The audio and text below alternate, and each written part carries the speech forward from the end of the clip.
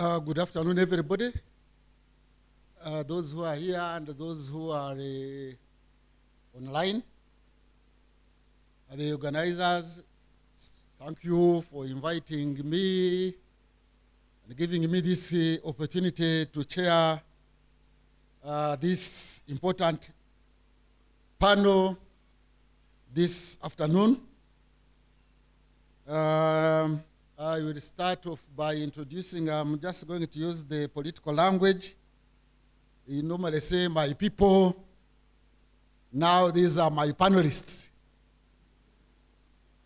So I will introduce them so that next time when we start, I don't have to go back and say so and so, so and so, so and so. On the extreme left there is our own Professor Chiza, the permanent student. He's a student of political economy, and he's going to exercise his studentship today. Let's be ready to listen to what he studies. Next to him is none other than Norbert Mao, sometimes called Chairman Mao, President of the Democratic Party since 2010. He's a lawyer by profession. He was educated in Makerere University, Matters University, and Yale University. Was an MP from 1996 to 2006. Was LC5 chairman, Guru, from 2006 to 2011. And is a columnist for Monitor, and is a panelist at NBS Frontline, and today is a panelist at CHUSS. You are welcome, Chairman Mao. Next is Madame Birete Sarah. She is a lawyer by profession, like her neighbor, and she is in the NGO world. She's in the trenches, and she is the executive director of Center for Constitutional Governance. You are welcome, Birete, to CHUSS. And next is a political scientist who is also a communications consultant with 15 years experience in the media, and she's the executive director of CEDU. She has 7 years experience in electoral democracy. CEDU is Citizens Coalition for electoral democracy in Uganda. You are welcome, Charity Ahimsibwe. She's Charity Ahimsibwe. You are welcome here. She's also in the NGO world. She is in the trenches. I don't know whether the bombs will keep her there or she will get out. But you are welcome to Makerere University. So you can hear these are practitioners, most of them including Professor Chiza, since he's a public intellectual, and sometimes has to bend and come up in case there are missiles which pass over him. He's also more or less in the trenches. We are going to listen to the practitioners, the views they will give. They can always claim they are theirs, but I think they also represent certain constituencies. So those views might be for others, but anyway, for disclaimer purposes, we shall say they are your views, lest your organizations are caught up. So they will be helping us to discuss this topic for today, as you have it on your in your program, the Humanities and Governance. And they have been at it, as you can hear. They have been in governance, because governance is so wide that when you talk about governance, you are not talking about only political governance. There is NGO governance, there is academic governance, there is international governance, there is political party governance, there is governance, economic governance everywhere. So governance is so wide, and we want to see how the humanities contribute to governance. But before we do that, I wanted to read you the 7 deadly sins according to Gandhi. Gandhi has 7 deadly sins he identified. One was wealth without working. Another one was pleasure without conscience. Another one is science without humanity. I will come back to that. Another one is knowledge without character. Another one is politics without principle. The 6th one is commerce without morality. And the 7th one is worship without sacrifice. I think when you listen to these ones, you can see what role humanities can play, but mostly the number 3, which is science without humanity, that it is a deadly sin. And our panelists are going to show how it is a deadly sin to have sciences without humanity. But this is not to say that sciences are not important. Actually, to ask the question whether sciences are more important than humanities and the other way around, I think that contrast is a false contrast. And we want to demonstrate that it is a false contrast because both of them are necessary. Without wasting a lot of your time, the procedure is going to be like this. I am going to ask my panelists to give an opening statement each for 3 minutes on this topic. 3 minutes each, and then later on, I will be asking them some questions that possibly will also be generated by the submissions they will have made or their background, since I can say I somehow know all their backgrounds, So I think I will take this opportunity. I think you'll have to come here, but I don't know who will be sanitizing our places. You will have to be coming here and making your... But we have the microphone. You have the microphone? Oh, each one almost has a microphone. And they can even speak from there. But maybe for purposes of being well captured even online, we shall request them to come here. Professor Giza, please come and give your statement of 3 minutes.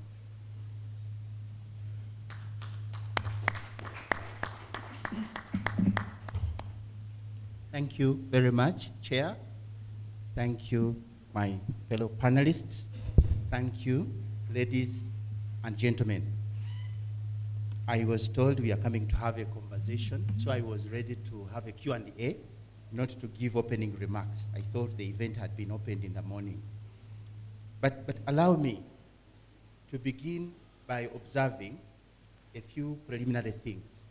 The first one is that I sincerely think that the tension between science and humanities, the tension that has been created by our elites between the so-called the laws of science vis-a-vis the logic of reason is, I think, a false dichotomy. The world is interdependent. The world needs people who innovate ideas, people who practice, but as well as people who translate their philosophies and ideas into deliverable. So there is mutual interdependence of the natural sciences and the social sciences, of the liberal arts and the applied sciences. And I want to quickly add, with a sense of bias, and I'm confessing my bias, that the accent put on the significance of science, even in today's digital era, is actually exaggerated. And allow me to quote from our own Robert Mugabe. He said, and I quote, that Africa's education system has surprising outcomes. The smartest students pass with first class and get admission to medical school and engineering school. The second class students get MBAs and law degrees to manage the first class students. The third class students enter politics and rule both the first and second class students. The failures join the army and control both first class and second class. The most interesting thing is this. Those who did not attend any school, or those who struggled in school and failed, become prophets, pastors, witch doctors, and control everybody else. Now, the idea that the future is science. Science is what we must invest in. I'm not saying science is not important. I'm only saying that the reality is that somebody who goes to medical school in Uganda will spend 5 years studying medicine. Somebody who goes to vet may spend 4 to 5, assuming there are no disasters, no retakes. The person doing humanities, social sciences will be 3 years. When we come to the labor market, the doctor is paid 1.5 million at the very best. The social scientist usually begins with 2 million as salary. Now, if we were serious about science, we would be rewarding scientists so that we create incentives. So I'm submitting that we need to emphasize the mutual interdependence of the disciplines rather than the tendency to create a false dichotomy. My second point is this, that as I was listening to the opening remarks this morning, I realized that I'm using digital spaces to listen to a humanities and liberal arts conversation. And I learned that as the social sciences become scientific, the sciences need to become humanistic. And I think this is a message we need to take home. But number 3, I said I need in my preliminary remarks to appreciate the venue of this conversation, which is a piece of architecture, a piece of science called CEDAT. Now, this piece of science is extremely important, but I want us to appreciate that architecture is an innovation of our predecessors in ancient times. Could we imagine the size of one of the 7 wonders of the ancient world, the Pyramid of Giza? Does anybody have an idea how big it is? Does anybody have an idea? Let me quote the dimensions for you. The Pyramid of Giza was built under the leadership of Pharaoh Khufu. And it was built in the 26th century before the current era. So we're talking of 2,600 years before Christ, if you want me to be Christian, before the current era. Now, these are the dimensions. I'm talking of 2,600 years. We have lived, you and I, for about 2 millennia, 2,000 years.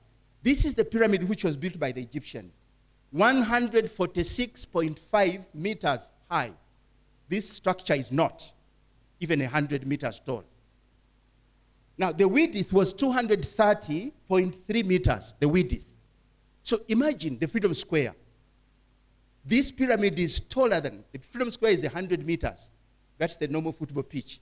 This pyramid is bigger than the whole of the Freedom Square. And it is built 2,600 years before Christ. The pyramid still stands today and is one of UNESCO's wonders of the world. I wanted to use this as a talking piece because when we ask you about the Egyptian pyramid, what do we see? Do we see science alone? Yes, there is science, there is architecture. The Egyptian mathematicians and engineers had to design a structure that would last and stand the test of time. This was science, applied science. It was theoretical science because there was a theory informing practice. But that's not all. The pyramids signify religiosity. The pyramids were built for the pharaohs who wanted to attain divinity. So we're talking religion. But we are also talking the idea of politics. The people constructing the pyramids had to be supported by a governance structure of the aristocracy. The governance structure, which was pyramidal. Today you teach bureaucracy and you teach Max Weber. But there are no pyramids in Germany. Max Weber's notion of the pyramidal governance structure is inherited, actually stolen, from the Egyptians. Because it's the Egyptians who have a pyramid, the culture of building pyramids. So my point is simple. You may wish to underestimate the importance of the Egyptian pyramids, but these are a fusion of liberal arts, of religion, of art, of science and technology, and history. The idea that a civilization can be built so many centuries before the current era and still stands today is a little humbling to us. It is humbling to us when we see modern graduates and scientists building structures which collapse before completion. It is humbling to us when we continue seeing most of our people in northern Uganda, eastern Uganda, living in temporary shelter, roofed with grass. It is humbling to us when the majority of our citizens are still lacking basic housing facilities. That's why we need to advance the conversation that science and technology are mutually interdependent. I want to end my opening remarks with a submission on the subject of decolonizing knowledge, decolonizing the mind. The starting point for us is to appreciate that contemporary scholarship is actually fraudulent. It tends to give the impression that Africans have no history of civilization, that Africans have no contribution to knowledge production. Decolonizing the mind must begin by appreciating Africa's contribution to knowledge production. Allow me, therefore, to quote a few examples of scholarship which some of you may be interested in consulting. First is a publication by Van Setima Ivan, and it is called Blacks in Science, Ancient and Modern. This is a publication of 1983. This publication is extremely important because it documents Africa's contribution to astronomy, which is science, to agriculture, architecture, engineering, aeronautics, mathematics, medicine, metallurgy, and writing. That's one. Number two, Sheikh Anta Diop writes another interesting pathbreaker, The African Origins of Civilization, published 1974. It documents African origins of mathematics and sciences, upon which modern civilization, including artificial intelligence, including algorithmic democracy, including the notion of robotics engineering, is all constructed on these origins of civilization. Number four, I invite you to have a look at Stanley Alpan, who writes an article, an Africanist article, saying, did they or didn't they invent it? It meaning IT. And the subtitle of this publication is Iron Discovery in Africa. This gentleman, Alpan, explores the tension between diffusion theory, which argues that the knowledge of building kilns and iron metallurgy in general that we see in Africa diffused into Africa from outside. He falsifies that using archaeological and anthropological research evidence, attesting to Africans' origins of iron metallurgy. Finally, there's this question of Paul Tiambe Zelesa, who is a vice chancellor in an important university in East Africa. He writes a modern economic history of Africa. This is an award-winning publication, which I invite you to read. Since we are in the academia, allow me to mention one more. This is James George, who writes on the stolen legacy. The claim that the Greeks are the origins of philosophy, modern philosophy, is just that, a claim. Actually, the Egyptian philosophers learned their tools of analysis and their knowledge, their discourse, from African philosophers. So these I am using as my opening remarks to invite us to decolonize our minds, to invite us to appreciate the interdependence of science and humanities, and also to appreciate that the emphasis being placed by our state elites on science vis-a-vis the humanities is actually exaggerated or even distorted. Thank you very much, Chair. I submit.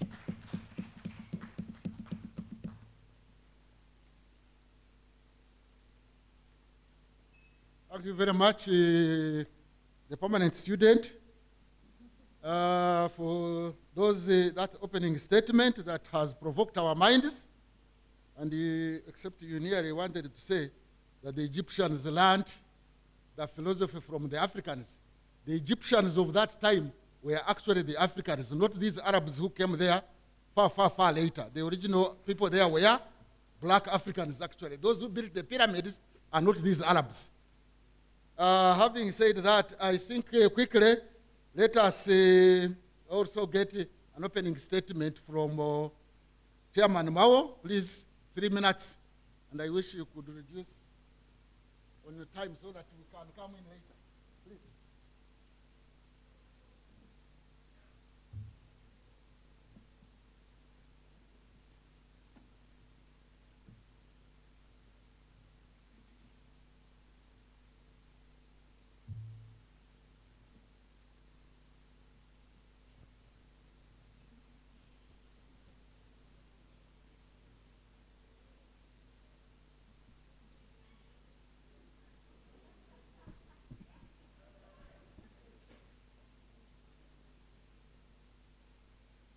Thank you, moderator.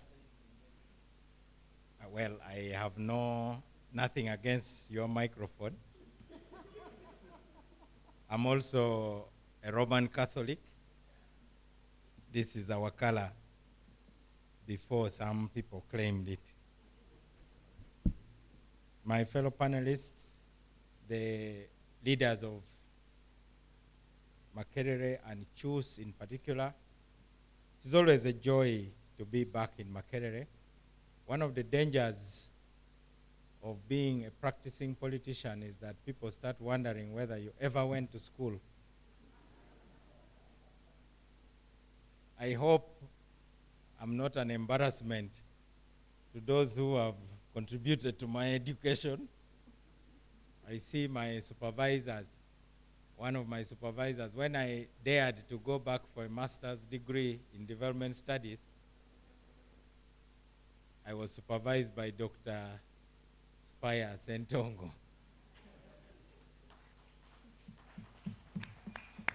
Now, he does not criticize me in words, but in cartoons.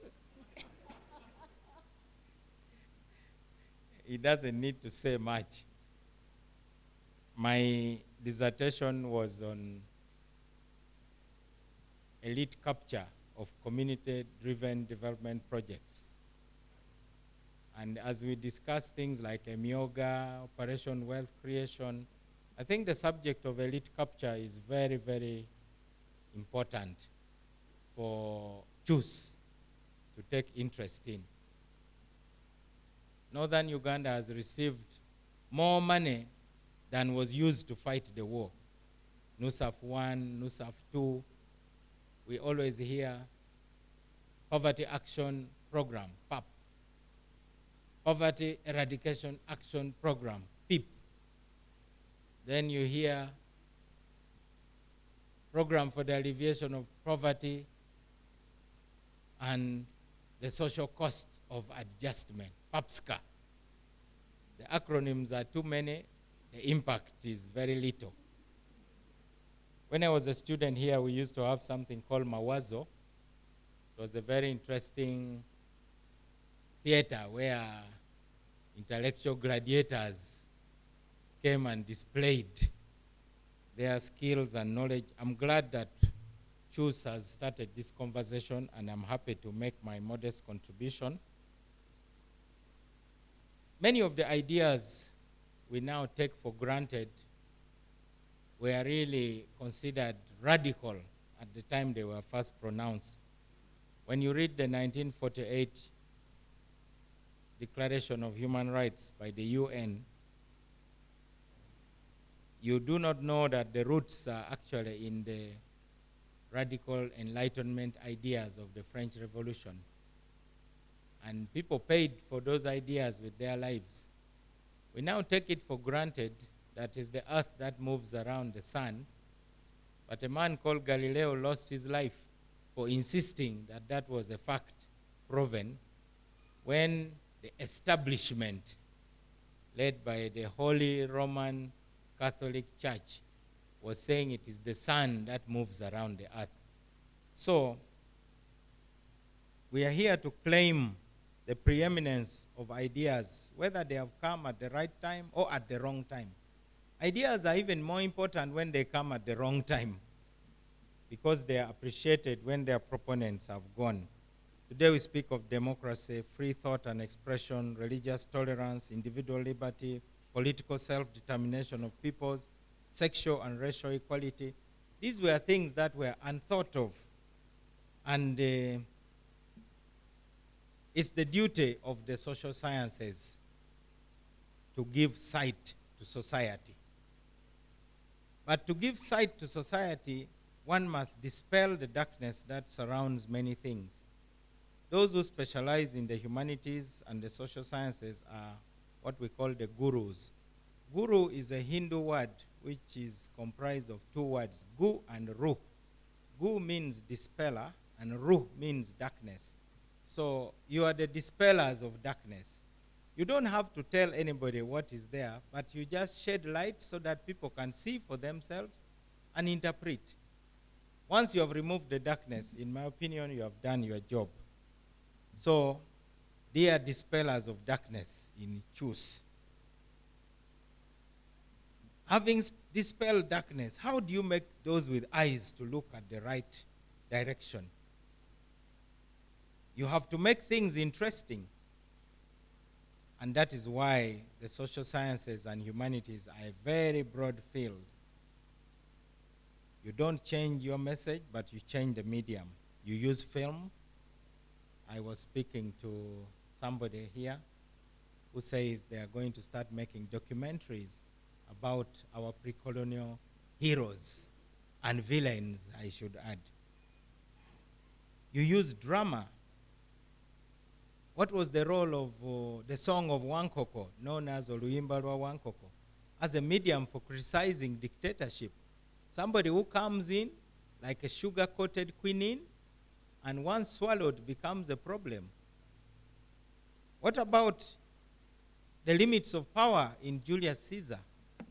What about the efforts to preserve our traditions in Okot Pabitek's Song of Lawino, where he says famously, the pumpkin of the old homestead shall not be uprooted. We use literature and novels. Things fall apart. At what point should you stand firm? What happens when a fool stands firm? What happens when a wise person stands firm? What is the cost of standing firm? Through music, we criticize our own society. We critique ourselves. Songs as simple as Shauri Yako talks about two people who are married but are in a relationship, and they are each saying, well, you have yours at home, even me, I have mine at home. So, Shauri Yako, let's learn how to deal with the boundaries we have drawn for each other. So, through CHUSS and the social sciences, you put a mirror in front of the face of society, and you make us very uncomfortable. The day we become comfortable with you, you will have failed. Finally, by opening our eyes and shedding light, you give us sights. I say sights because there are really three sights. The first sight is hindsight. You remind us of what is behind us, and you shock us, and we realize that this is just like part 2 of something that happened in 1966 or thereabouts. Then you also give us insight. You interpret what is happening now. But more importantly, you give us foresight by attempting to peer around the corners. So you are required to have compound eyes almost, like reptiles. You should be able to see around corners like those cartoons. I believe that you are relevant because your knowledge is universal. That's the essence of a university. University is for universal knowledge. So that's why I'm so happy with the wide scope of this conversation. We read from history how power, because we are talking about governance, power has changed shape, color, and the contours have kept changing. in the beginning we had monarchies, and this power is represented through architecture. So the architectural manifestation of power was the grand castles and palaces of the kings and queens. Then monarchies lost their power to religious groups.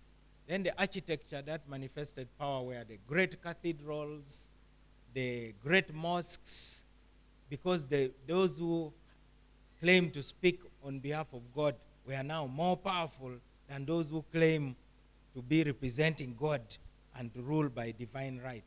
Then another group came, the state. The state evolved, and then the architecture of the state became the grand parliaments, White House, Blue House, State House. That became the manifestation in architecture of power. And now, today, power has changed again. We now have the multinationals. So we are told of the headquarters of Apple, the headquarters of Google. When you go to Berlin, the headquarters of Sony is bigger than the Bundestag.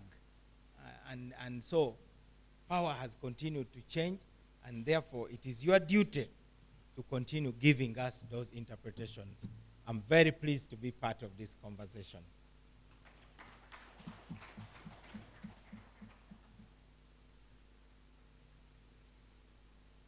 Thank you very much, Honorable Mao, for that, for shedding light, for giving us that credit to shed light, and so that people can see, and those who don't want to see, they can keep closed. But he also reminded me of the age of enlightenment. So for us to have a conversation as to which one contributed more to humanity, whether the age of enlightenment, or which was led by humanities, or the age of science, which was led by physical sciences, is actually, I think, to miss the point. We need interdisciplinarity, multidisciplinarity, transdisciplinarity. I don't know where this disciplinary tribalism came from.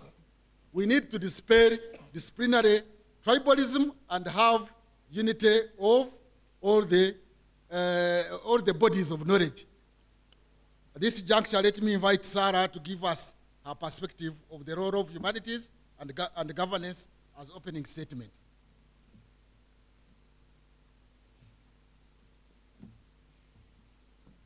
Thank you very much, moderator. I'm very delighted to be here as a panelist, and I thank the organizers, Professor Ishire and your team. We are very honored to have been invited to share our perspectives on this big political debate in the country as to whether sciences are more important than humanities.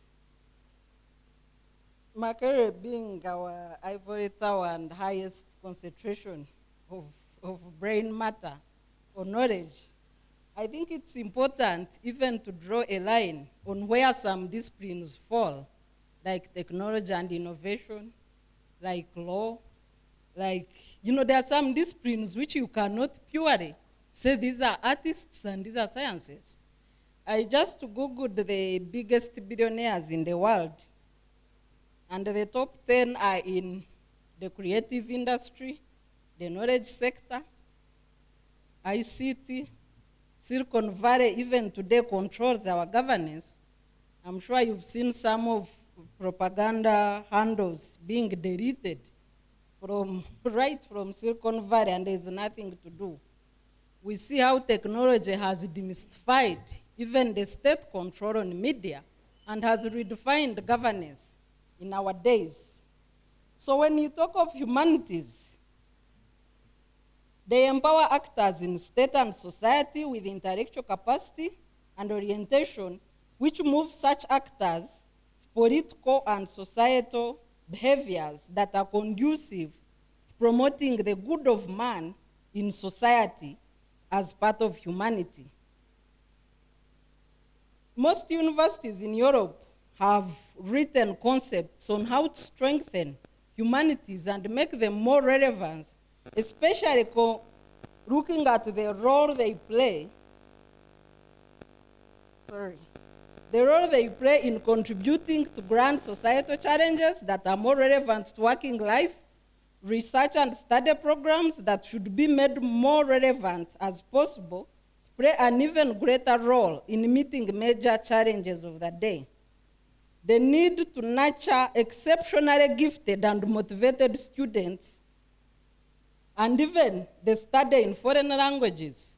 I know East Africa for a fact, we fare badly in working in international agencies because of our poor mastery at French and German.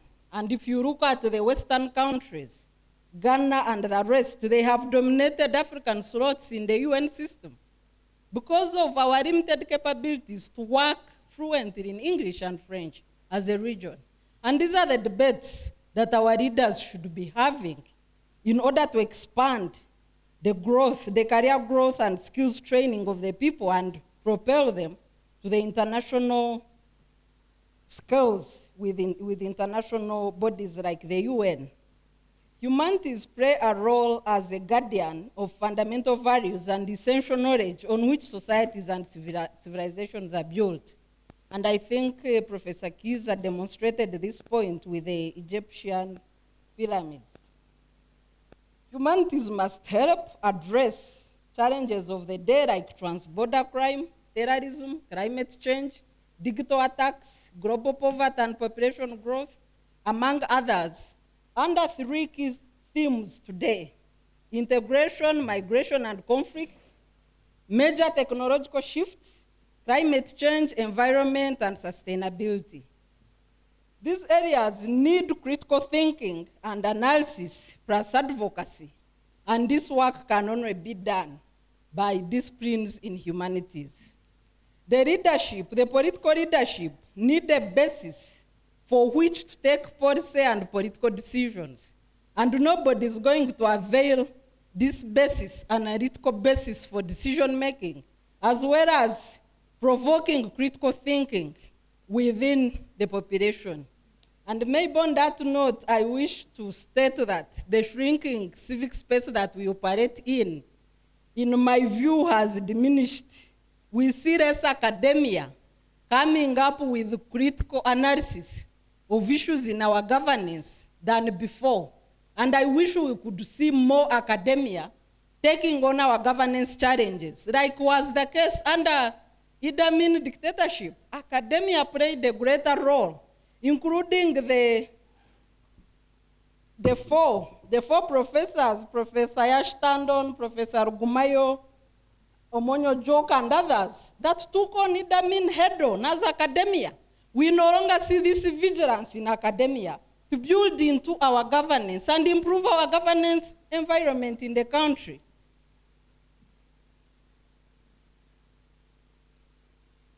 Humanities subjects, such as history and media, have a key role to play in society. For example, the fight against COVID. I think as much as the sciences are leading with research, innovations, and medicine, who announces their findings? If, for example, COVID was discovered and there was nobody to announce and popularize COVID and what it can do, would we be knowing about it? Who are the people that have helped with information, amplifying information to the people, to prevent the spread of COVID? Are they the scientists? And if media was not there even to give scientists the little program when they come to make the announcements, what role would they play in society? What role would they play? If Makerere University Hospital was testing COVID and there is no knowledge about it, that they do timely COVID tests, who would come for tests? The president has been announcing, calling the media. There's a time we had even nicknamed his address, the Joel Show, under lockdown. If there was no media, how would he communicate with the people? If there was no media, how would we have known of what was happening in the rest of the world with the people on the streets in Italy, with the massive, infections in the US? How would we connect with the world? Can the scientists connect the world on their own? Of course not. Humanities strengthen our global view, broaden our intellectual foundation, teach us to communicate clearly, help us to develop creative and critical thinking skills, and this enables us to solve problems. It creates engaged citizens and thinkers, or what we would call active citizenry. It helps reinforce cultural and ethical responsibilities and values. And humanities, most importantly, help in preserving the great accomplishments of the past, to help us understand the world we live in and give us the tools to imagine the future. Briefly, as I go towards the conclusion, I want to briefly touch on the impact of humanities on public policy, an area where we measure as a Center for Constitutional Governance. If public policy exists to guide and govern human behavior so that we live together in freedom, interdependence, and sustainable productivity, then the policymakers need certain things. And these include skill at critical self-reflection, responsibility and capacity to understand systems of the natural and human-made world, some sense of the common good and our mutual interdependence, sufficient respect for research, science, and knowledge to explore human welfare using proper tools, deep ethical commitments to equity, fairness, and democracy, and a command of technology, technical aspects of crafting policy and seeing it adopted, plus supporting its implementation. Which scientist can do this? Do you know of any? Do they have the skills to do this? How will they govern? You know, the narrative, a narrative imagination, and the ability to think what it might be, and to be in the shoes of the other person, different from yourself, can only be acquired through studying and implementing humanities. Public policy is a prime shaper in the development of our durable futures, but it demands imagination, it demands creative problem solving and capacity to oversee, choose, and build towards the future. These skills cannot exist minus the disciplines under humanities. So as I conclude, and I now will come in later, this exposes our dependence of our basic human and social capacities on humanities. The calling of humanities is to make us truly human in the true sense of the word. I thank you.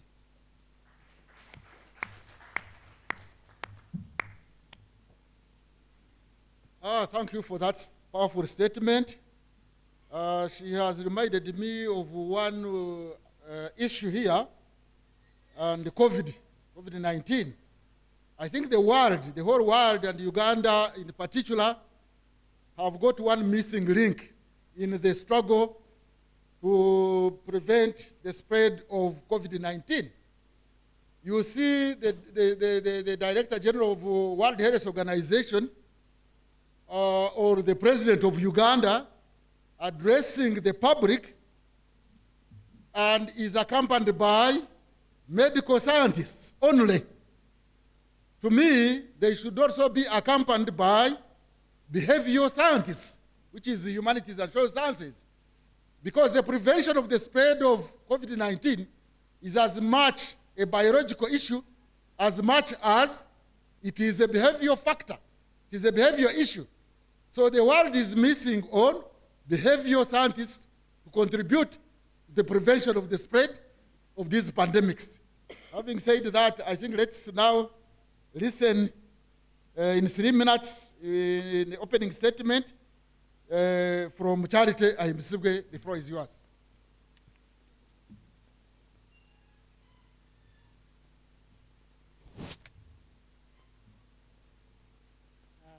the chair for this session, my fellow panelists, protocol observed, and Professor Josephine Ahichire with the team. Thank you for putting together a conversation. I realize people are wondering who is behind the mask. For putting together a conversation on humanities, social sciences, and the impact of social sciences on governance, insecurity, and life-threatening epidemics and pandemics. Do we have an impact on governance issues? Most certainly. It's only the humanities which have that impact. I will start by giving an example. Speciosa Wandira Kazibwe was elected the vice president of this country. And she went back to study social sciences. You know why she went back to study social sciences? She said in her science class, she was only used to test tubes and rats inside a tube, one leading in oxygen, the other one taking out carbon dioxide. But now, she was coming face to face with human beings and had to learn how to manage human beings. You cannot talk about the science of managing society without thinking about humanities. Humanities are a science in themselves. I therefore underscore the following. When you see a frog jumping about in broad daylight, then you know there is something after that frog. The frog in this instance was the president. Why was he jumping about in broad daylight and saying we must pay scientists more than artists? After all, these artists, and this has been common talk on radio stations where people say, people even go to Makerere. Makerere is no longer teaching useful courses. You see, you go to Makerere and you study BA in arts, and then you go and study BA communication, BA, you go and study BA literature, BA. I mean, who will critically analyze society? Who will critically interpret processes if it is not the humanities? I want to emphasize that the scientists, like Professor Julius said, research and they are innovative. For them, they study systems dynamics, the whole system, the body system, internally. What is there? A vein, it is flowing, it is this. And for it to survive, we need this injection, the other one. That is good. So for them, that is their study. Our study, on the other hand, is about society. How do we organize? How do we manage? How do we create opportunities for the scientists that have innovated? Now, if they had the vaccines without the human beings to inject them, where were they going to put them? In the rats, which my friend Spire drew the other day, the 8 million rats? Would they accommodate those vaccines? So for us who study the human beings, provide the avenues for where the scientist can then research. The two disciplines cannot be mutually exclusive. They are fluid, they are interconnected. I will largely dwell on the ground of governance because for the last 7 years, I have been in the spectrum of democracy and governance, and I will quickly explain everything I know. Sorry, I closed somebody's computer. I don't know if it is affecting anything. It's okay. We in the field of governance know that one of the critical scholars therein is Abraham Maslow. And I think everybody in this room has met this gentleman somewhere, somehow. Another one being Locke and Rousseau. These people all spoke about hierarchies of need. This is Abraham Maslow. And Rousseau and his friend talked about every human being being a political animal, that you have something within you that makes you a political animal. But why? Why is it that you are a political animal? Because you're interested in seeing systems work for you. A scientist will not pay attention to the demographic spectrum of democracy, for example. If you see Democracy is about the rule by the people. Democracy implies both popular participation and government in public interest. That's according to your scholar called Andrew Haywood. But it also defines key principles by which we live in society, you know, fairness, things like participation, strata. We stratify society, the low-ranking people. How do they also feel they can contribute to the well-being of their country? Now, you will not go to a science class, an innovation class, and begin to tell them contribution to the well-being of your society. But you can do it in an arts class because the artist is thinking on how to organize the scientist. But it doesn't mean that the scientist is not critical. He is critical. But without the artist, I want to submit, sciences are ultra-vire. If, for example, we look at Bugoma Forest, a story just ran the other day, and I will tell you because Sarah has been telling you that without the media, even this symposium right now, being watched online and everywhere, it would have been very hard for people to follow the conversation that is happening here. But we have an audience that is here, and we have an external audience because of communication, but also because of the innovation of technology. So there's a combination of two things. That the communicator tells us what is going on in our society. Today, an interesting story just broke out. Justice Sekana pulled out of the case of Bugoma Forest. Guess why? Because the activists have been on his case, saying, no, you are a cadre judge. We don't know if you understand the real issues to do with Bugoma. Bugoma is our forest that has original tree species that we want that are existential to us as a people. Now, that is humanities. Humanities is the study of the things that make us remember who we are as human beings, what it is that we hold on to as values, as principles, as things that we believe in. And they help us define the future. You cannot define the future without knowing your past. In all these folk narratives that we see around, and I keep going into communication and then I go to folk narratives because that is it. That is what humanities does. In these folk narratives, we can assess situations. For example, there is a folk narrative that is commonly told of a lady that was called Nyamushaji. Nyamushaji did not have a husband, but she had a lot of cows. She was wealthy. But society thought of her as a lowly woman. Why?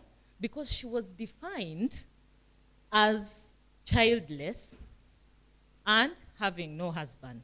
But in the 21st century, we have seen that such perceptions have changed. Are sciences still in tandem with the changing perspectives of the 21st century?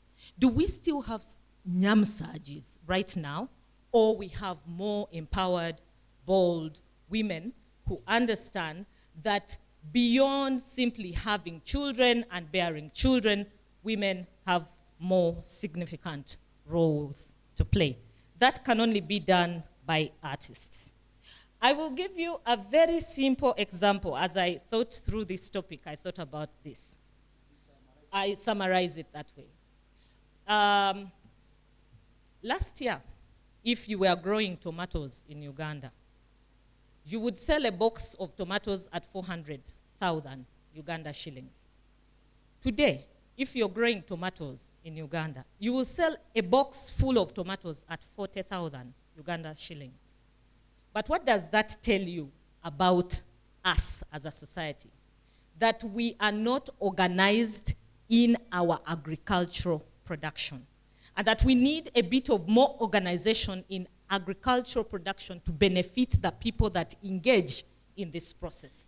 The only people that can substantially contribute to the organizing of production are the artists. The scientists will bring the chemicals that will put out the products.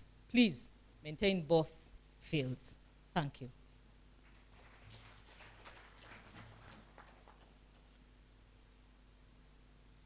Thank you very much, Charita Himsibwe. I think my panelists have already by now convinced us that science without humanity is a deadly sin, as Gandhi did say.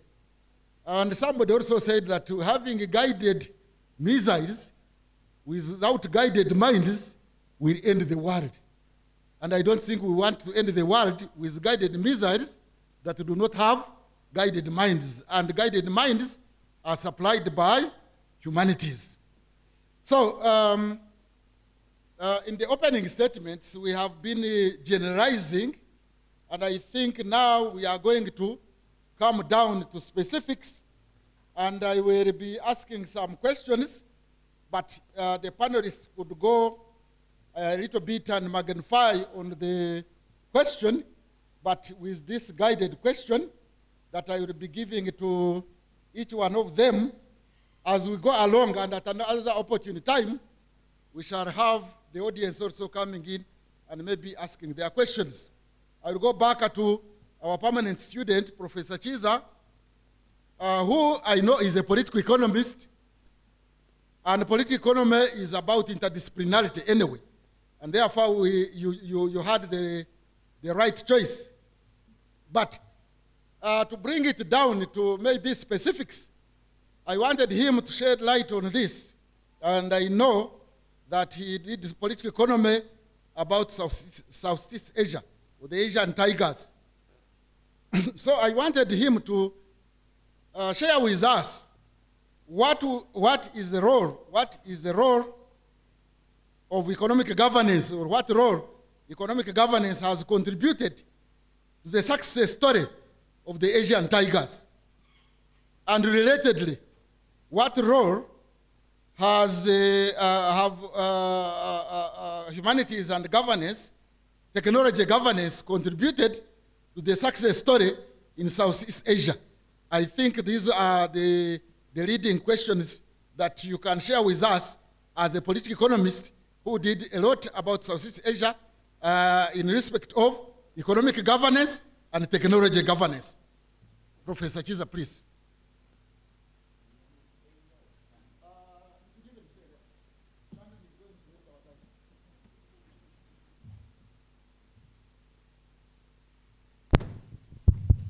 Okay, thank you, Chair. You're asking about the role of economic governance in the success story of the Asian tigers. The precondition for the economic governance among the Asian tigers was that we need to be context specific. The idea of context specificity was very central to the Asian story. And science tends to pretend that knowledge is universal. The Asian tigers predominantly argued that science has a national grammar. That whereas you may have universal principles, the applicability of the elements of science has got to have context specificity. So the Asian interpretation of context specificity in governing their society was multi-pronged. First was the understanding that we need to understand our cultural context. And for a number of the Asian tigers, Asian cultures are not the same, they're different. But there is the currency which seems to cut across what we call the Confucian culture, Confucianism. And I think I'm speaking to the converted in this audience because we do have the Confucian Institute at Makerere University. But Confucianism is only one of the cultures. What the Asian tigers call Confucianism should not confuse anyone, not even my friend, my guild president, who did not study these things. I voted you, but that was when you were guild president here. Not when DP, right? I voted you when you were guild. But that's not the point. The point is that what we call Confucianism, to make it clear to the DP president and my friends from law school, Confucianism is essentially African traditional values. It is issues respecting authority. It is issues of respecting that there is a hierarchy of power. It is issues of saying we want hard work. Today we say smart work. But it is an issue of saying that we need order in society. that we don't need anarchy. So many of the Asian tigers, you may say fortunately or unfortunately, emphasized hard work, they emphasized discipline, they emphasized respect for authority. The only shortfall within the Asian tradition is what today the gender activists will call the gender agenda. Confucianism predominantly gave preeminence to the patriarchal norms. So within the patriarchal structure of Asian societies, male was superior to female. So if property was being passed on, it would be from patriarch to son to grandson. So the ladies were second-rate citizens in that arrangement. But the structure has worked and worked well. Beyond the culture, the Asian tigers are united by the appreciation that we must actualize what Kwame Nkrumah said, seek ye the political kingdom first, the primacy of governance, the primacy of the institutions that govern your society. And among the most successful Asian tigers, including South Korea, including Singapore, including Hong Kong, including Malaysia, these are some of the most preeminent ones. And before them, Japan. The emphasis was on building what they called the Asian developmental state. Now, in very simple terms, if we unpack the Asian developmental states, these are the things we do. Number one, corruption is a national enemy number one. See the problem of corruption in public office. Enemy number one. It doesn't matter how high you are. If you are involved in corruption scandals under the administration of General Chiang Kai-shek of Taiwan, you step aside as investigations proceed. The Ugandan approach, you know. Fake helicopters, we say that one fault. We get Nzige money, it is eaten, we say give them more. Maybe they were hungry. We get COVID, even COVID, the money is stolen. Now we are seeing the Omicron variant, people louding the voice are those saying, look, we need more money for preparedness. It is not clear whether it is the science or the greed. So number one problem in addressing economic governance is criminalizing corruption in public office and cleaning public systems. Number two, the idea of building an ideology of nationalism. Nationalism means that we owe allegiance to the larger good, the public good, and public institutions vis-a-vis our selfish agendas. Being nationalistic means that we do not necessarily owe allegiance to the office holder, whether they are called president or vice chancellor, whether they are called CEO. We owe allegiance to the nation above everything else. That means, should the head of state say the right thing, we follow them. Should they say something that is erroneous, we should be able to tell them politely but firmly that, Your Imperial Majesty, you are naked. Dress up and do the right thing. But number three is the idea of the pilot agencies. The Asian tigers fix their governance by saying we need agencies of government that are populated with knowledgeable people, recruited on merit. Talk of meritocratic recruitment. Here we give jobs to people because they are connected to us, not because they are competent.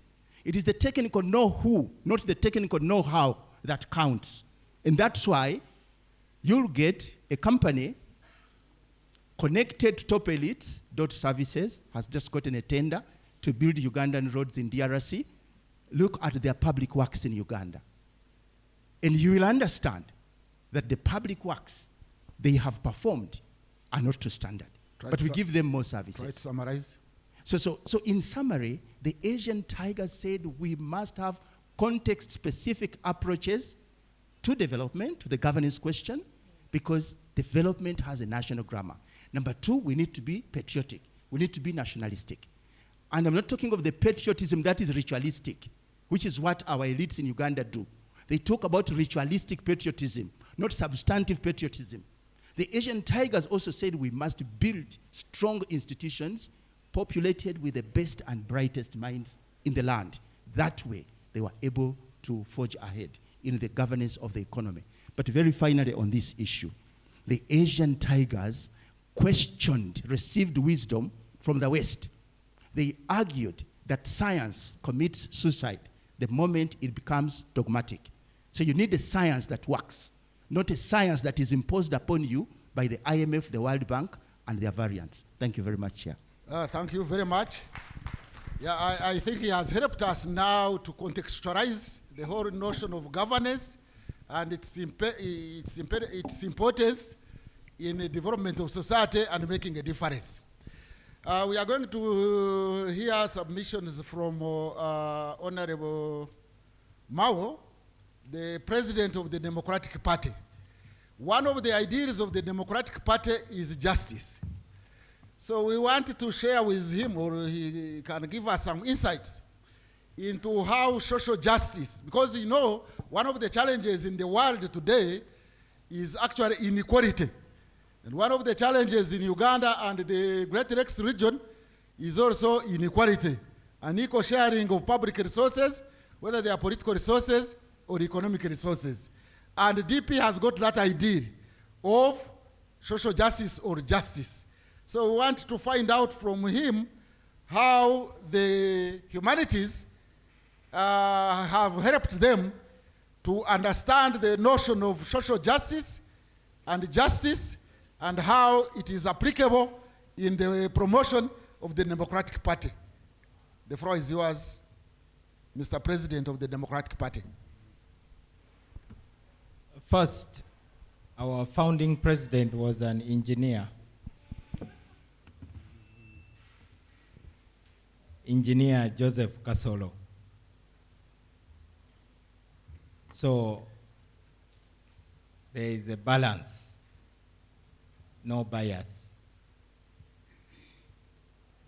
In DP, we know that there are these power structures that buttress the inequalities, the unfair privileges, and all those things that we summarize in the word injustice. Labor, which is poorly rewarded, nepotism, abuse of power above all. Actually, injustice is a form of abuse of power. And many people judge the Democratic Party, but they have never asked why was the Democratic Party formed the way it was formed. You have to organize on the basis of the problems you want to solve. I wouldn't blame women if they formed a women's political party to deal with the oppression of women. Why would you listen to me if I come and say, why don't you have men also amongst you? So, the humanities teach us that the answer to power is power, because power exists in many forms. You can counter political power using another form of power.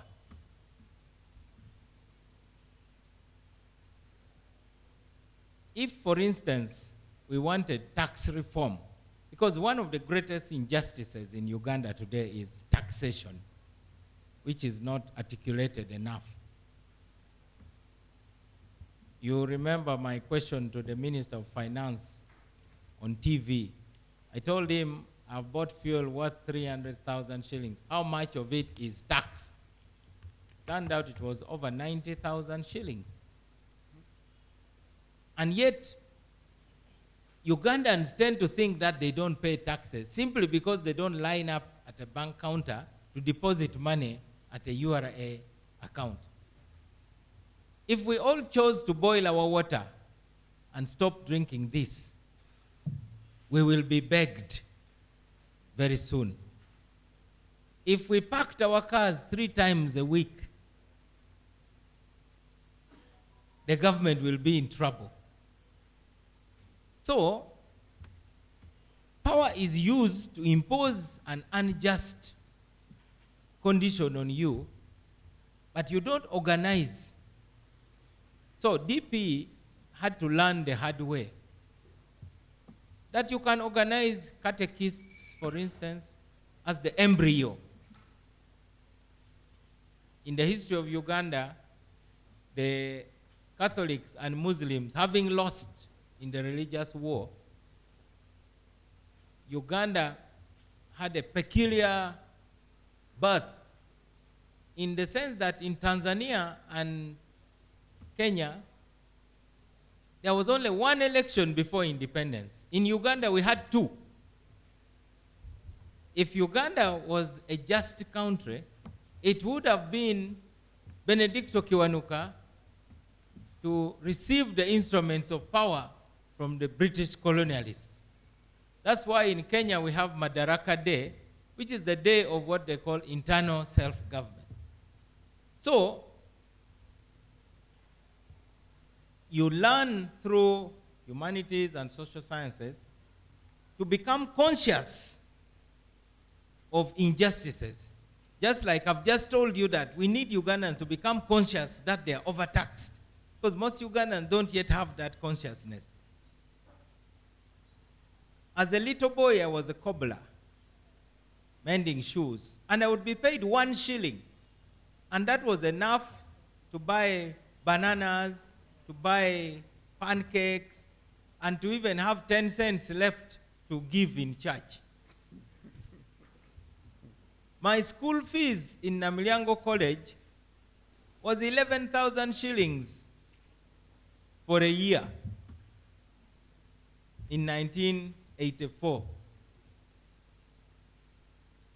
We must teach people about how the power structure cheats them. And then we have people saying they have brought a revolution. There has not been a revolution in Uganda. I want CHUSS to actually prove that there has been a revolution. The mere fact that you emerge from some bushes with a flaming gun, that doesn't mean there's a revolution, because there has been no structural change. Because a revolution means the structure of power. You can say there was a French Revolution because at least they cut off the head of the king, cut off the head of the squander maniac, Marie Antoinette.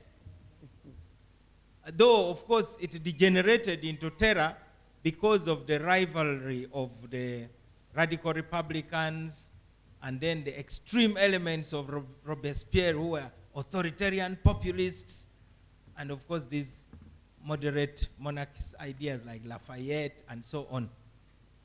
So even as we talk about how DP has confronted these issues, it is a question of our goals and our approach. You had the debate over bail. People were threatening fire and brimstone. There are all sorts of efforts to fight for justice. Others are running around with red cards after the march is over to go and hand it over to those who have offended during the 90 minutes. Others are talking of uprooting a dictator. But what are you planting after you have uprooted? Uprooting is the first step. Nature abhors a vacuum. Otherwise, the people who will be there, you may open space like the Robespierres opened space for a Napoleon, who now just removed the mask.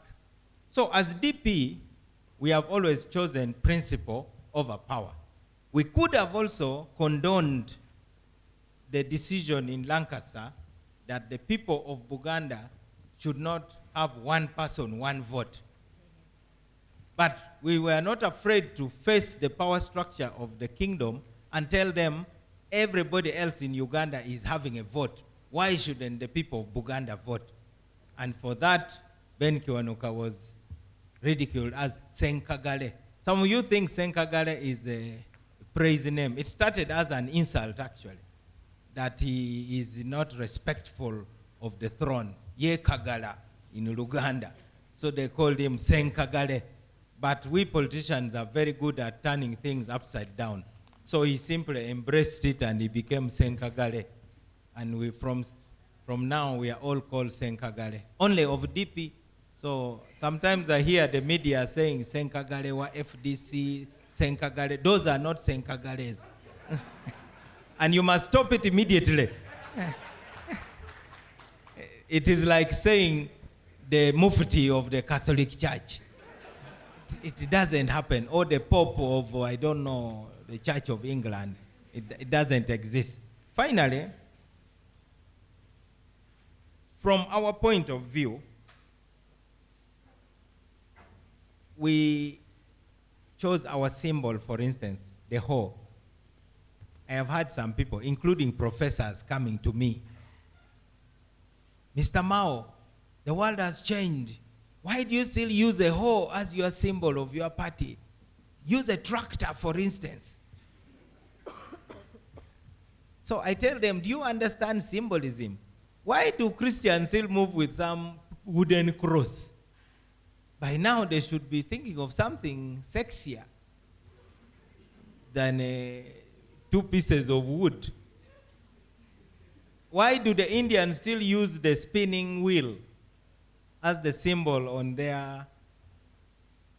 So, we chose that symbol deliberately to show that we are the party of the underdogs, the real party of the underdogs. I admit that because of circumstances and the environment in which we operate, because many times we are criticized. But I want to tell you, even if you are Ronaldo or Messi, if you enter a football field and the other teams are running with axes and pangas in the football field, your chances of scoring are limited. That is the experience of DP. Whenever we have entered the field, we find people who are not playing football but are wrestling, they are boxing, they are actually declaring war. So it becomes very difficult. So our struggle has now been largely about creating a better environment. So we therefore ally with people who we think can bring about. So you see us welcoming Dr. Besigye in 2001. As you summarize? Yes. When he announced that he was going to contest for president from Matuga, it was we, the Uganda Young Democrats, who welcomed him. When Amama Mbabazi was out in the rain, we gave him shelter. I think it has continued to rain on him, so he has looked for another shelter of late. When this young musician emerged, we declared the DP reunion and gave him a platform to see whether, after uprooting, we can plant something better. And we will not stop, but also we will not compromise. We will not just work with somebody for the sake. When Museveni came, more than half of the cabinet was DP. These guys didn't even know how to write a budget. It was our own Professor Ponciano Mulema who wrote the first budget. They had come with some 2 foolscaps that's their budget. And people were wondering whether that was a procurement plan for some village in Luwero Triangle or a national budget. So our contribution to the struggle for justice is not just about our members. It is about the whole of the country, and we are the major proponents of an end to the winner-take-all politics. We think the biggest problem in Uganda is the winner-take-all politics, which is the source of injustice, because we therefore don't develop a culture of negotiating. You just want to be declared a winner, then you impose your will on everybody, forgetting that there are those who may not agree with you. Thank you very much. Thank you very much for contextualizing good governance in respect of managing the Democratic Party. By the way, the issue of justice is also very critical and represented in the Sustainable Development Goals. The Sustainable Development Goals, especially goal number 16, is about peace, justice, and strong institutions. And I think this is an area of humanities. the promotion of peace, of justice, and strong institutions. And that is why they found it fit, that is the UN, to include good governance in the sustainable development goals. Now let us turn to Sarah Birete, who is an advocate. He's an advocate, yes, by profession, but he's in advocacy in an NGO, Center for Constitutional Governance. And we would like to know or to hear how humanities contribute to her field in advocacy, in providing knowledge, in providing skills, in providing values that help her in this important task of constitutional governance. But maybe you can also tell us what is constitutional governance and what has gone wrong or right in constitutional governance in this banana republic.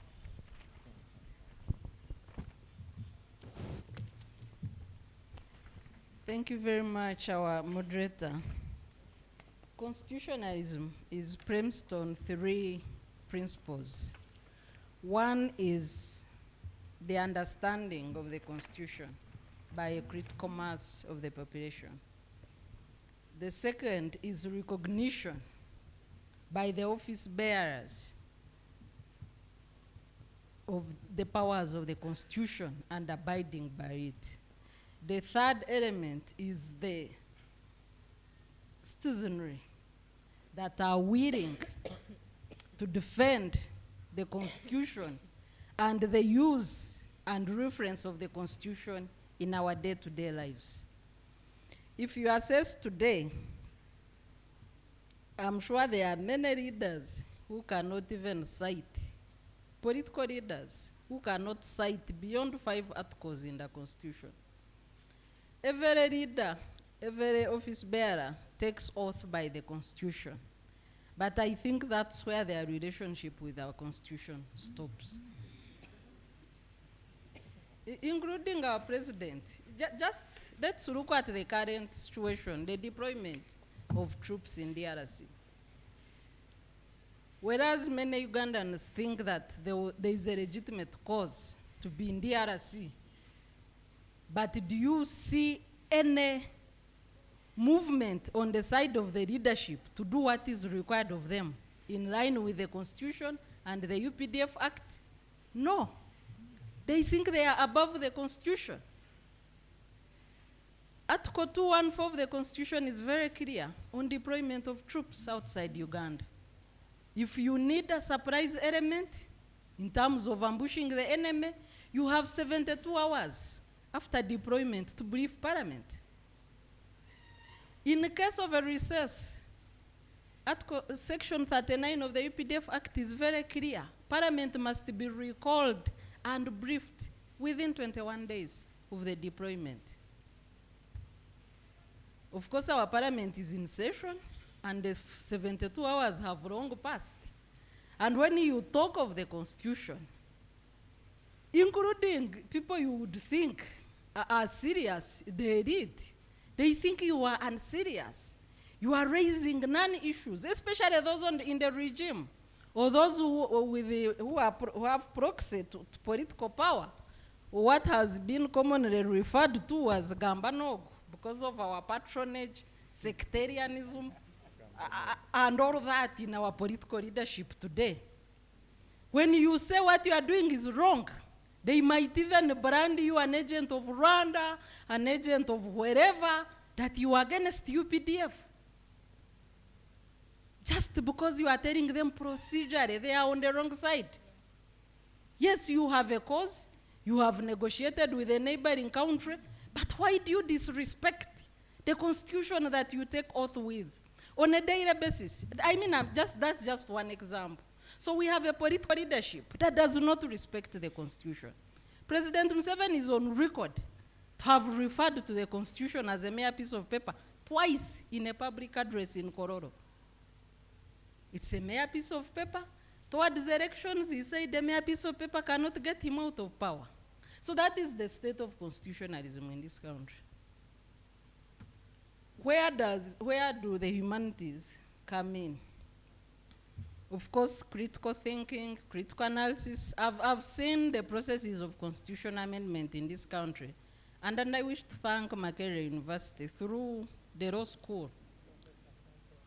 They are never tired of sharing their views during those critical moments. Even on the proposal to remove bail, just because two Nupo MPs are facing arrest, and you want to mutate the Constitution, fight with fundamental principles of due process, because you want to fight people holding a dissenting political view other than yourself. And I did mention in my opening remarks that as much as there is an academic voice, for us in the civil society, we feel it is not enough. We feel you are doing like a tenth of what we expect from the brain power concentration at this university. You have abandoned the democratic struggles. You think you can exist amidst authoritarianism, amidst dictatorship. Professor Mamdan did write about scholars in the marketplace. We have reached an extent of where the people that are supposed to be thinking for this country, that are supposed to be pushing back against authoritarianism, against dictatorship, against endemic corruption, are all unrebutted with their check at the end of the month. And nobody wants to risk that.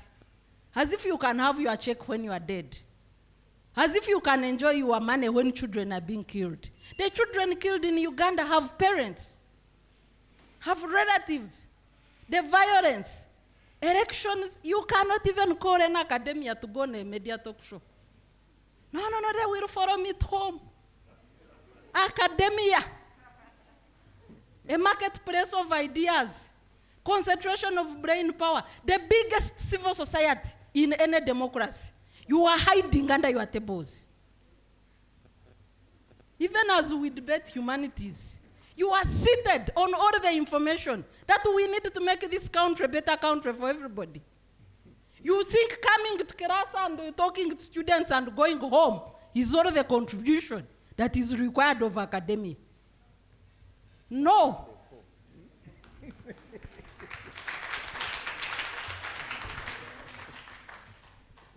I think you have been provoked. Sufficiently provoked, maybe not sufficiently. Let's listen to Charita Himsibwe, who has been in this area of advocacy and activism, and where the public space, especially for the NGO space, has been narrowed down. And maybe she can tell us or ask you how the humanities and the academia in humanities and social sciences can assist them in opening the public space or political space or civic space, particularly at this time. And I think it is a duty of humanities and social sciences to do that. How can they help? How have they failed to help? And what can be done next?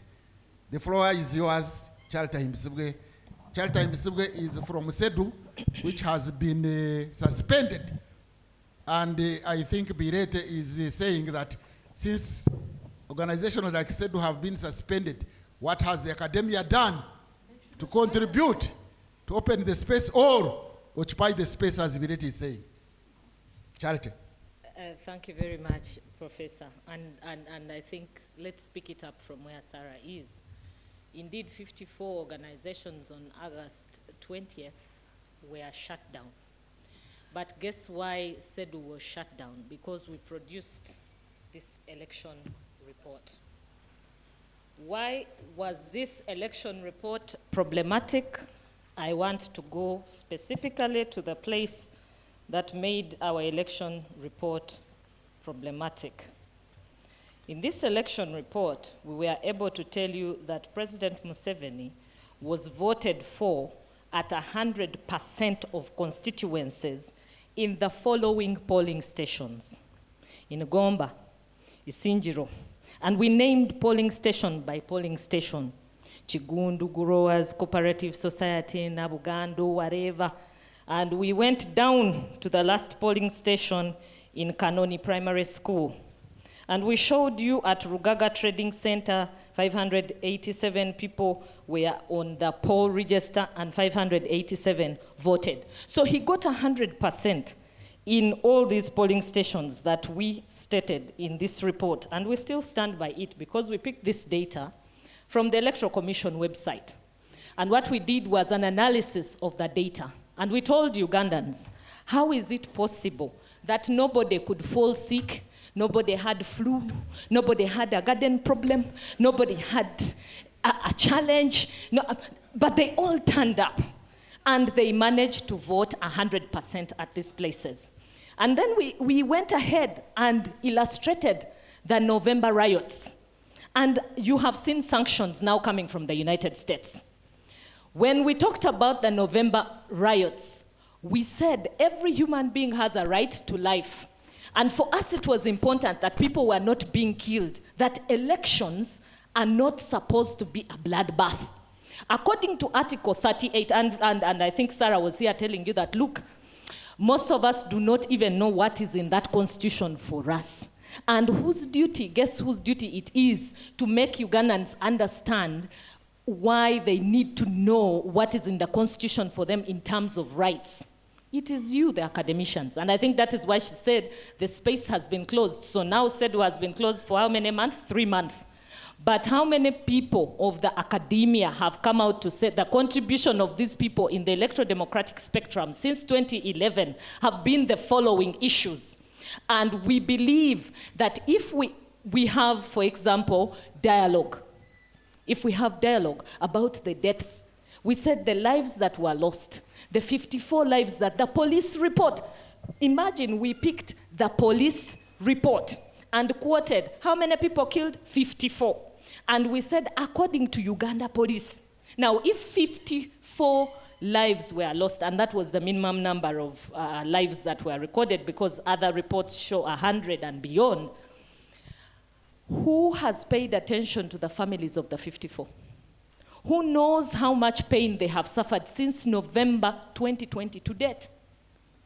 Is there anybody who has written an academic paper of 54 families that are stranded with death they cannot explain and why people lost their lives in an election? Can we have more of those papers coming out, being published? They can be in newspapers, they can be online. There is more space now online to get these critical thinking papers published. And I think that is why I walked to Spire and I said, thank you very much, Spire. Because on a continuous basis, he has a cartoon that is speaking governance issues. And he has pronounced himself on the closure of civic space. And I think Professor has asked me here that how can humanities open up the space? The spaces for dialogue have all been choked, and thank you very much, CHUSS. Today we have a space here. College of Humanities has opened a space. Can we have this space every week? I will come every week because now CEDU is closed, I'll be here. We can talk governance until the sun goes home. We can talk about the challenges of our country in terms of democracy. We can get more brains, young people, to think about democracy and what we need to do on the democratic spectrum. I can tell you, for example, that we still have issues of women and participating. Women are still taking their constituency slots. This parliament that we have right now has 529 MPs. And of these MPs, I'm giving you statistics now. It's 176 who are female, 353 are still male. So where are the women who are writing these things? Why can't we have a paper on why are we stuck in the affirmative action seat and we are not moving to the open seat? What are the issues surrounding the stereotypes? How do we break the barriers? How do we stand out of this space? Why can't we have papers that analyze for us? We have 57 NUP MPs, 9 DP MPs, 32 FDC MPs, 1 JEMA, 1 PP, and then we have 336 independent MPs, 336 NRM MPs, 74 independent. Independent meaning they are leaning largely to NRM. What does that say about our parliament? What is the strength of that institution? Can we get a comparative analysis with the 9th Parliament? Can we get a comparative analysis with 6th Parliament? Will we be opening up the space for conversation on issues of governance? I trust that we shall be doing that. I call upon every academician here, don't go home and sleep today. Think about these issues. Think about the families that are struggling. Think about how do we improve our own democratic spectrum. I submit. Thank you very much.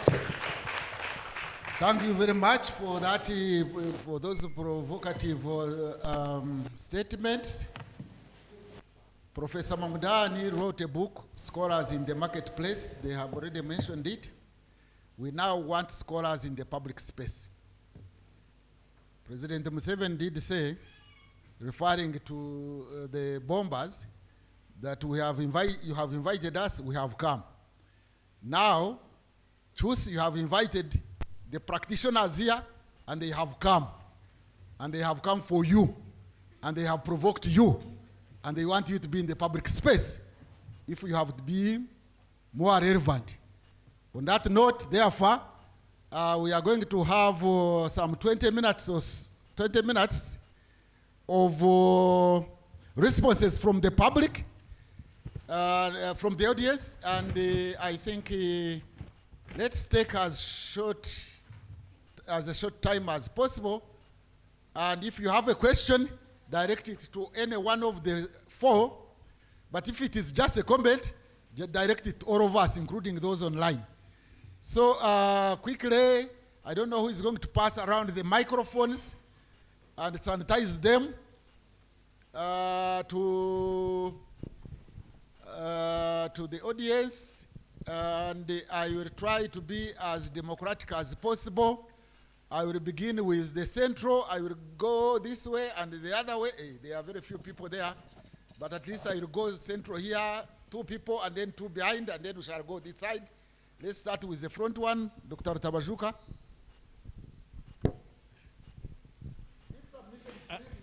Thank you very much. It will be very brief indeed. I start by thanking the panelists. And provoking is, I think, a mild concept. They have really dug in and brought out, what can I call it? You decide.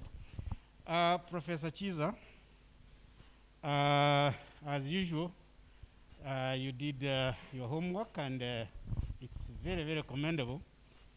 And I think that your studies of the tigers are apt and extremely informative. But I would like you to shed a little more light on this specificity with regard to culture. I suspect that that specificity was a little broader, and culture was probably more embracing. So how did the Asian tigers navigate the cultural terrain that really made them turn round? And what did the state do? What did the state do? How did the state enable that cultural space to become so creative, including scientific creativity? Thank you. Thank you.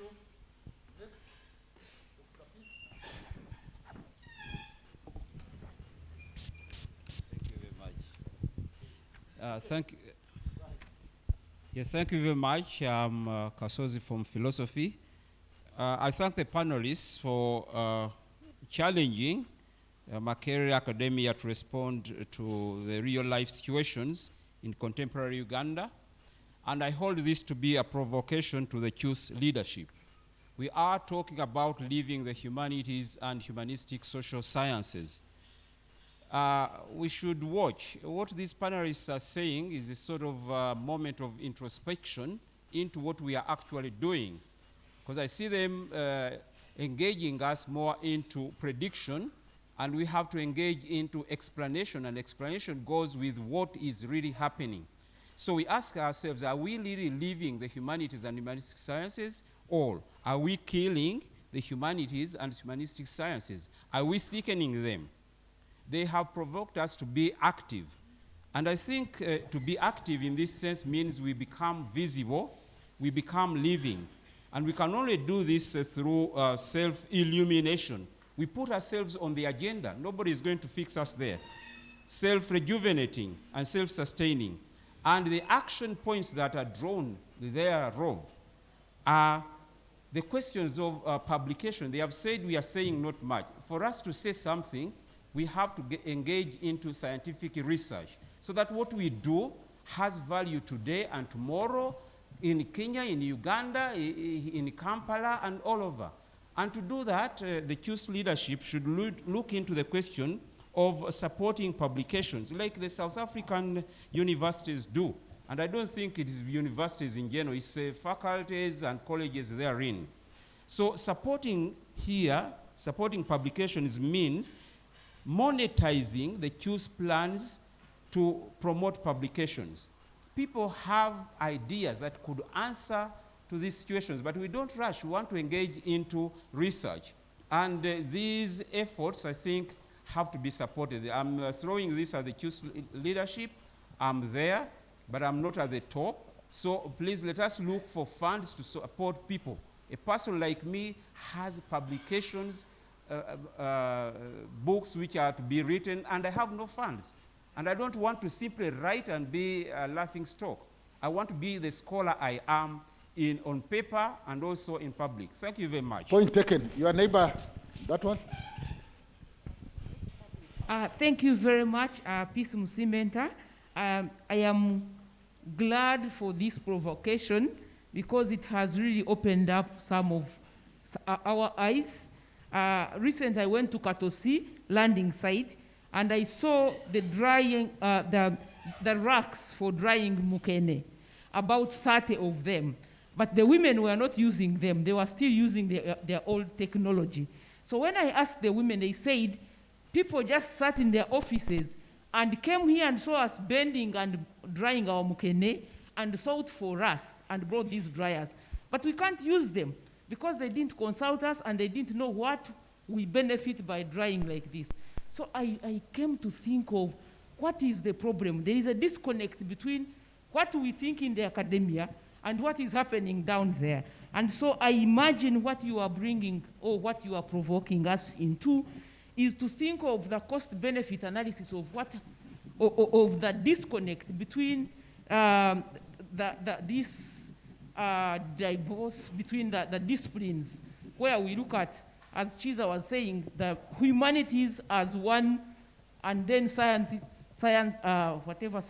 as another. So it is good that we are now coming to rethink our practices so that we avert these losses.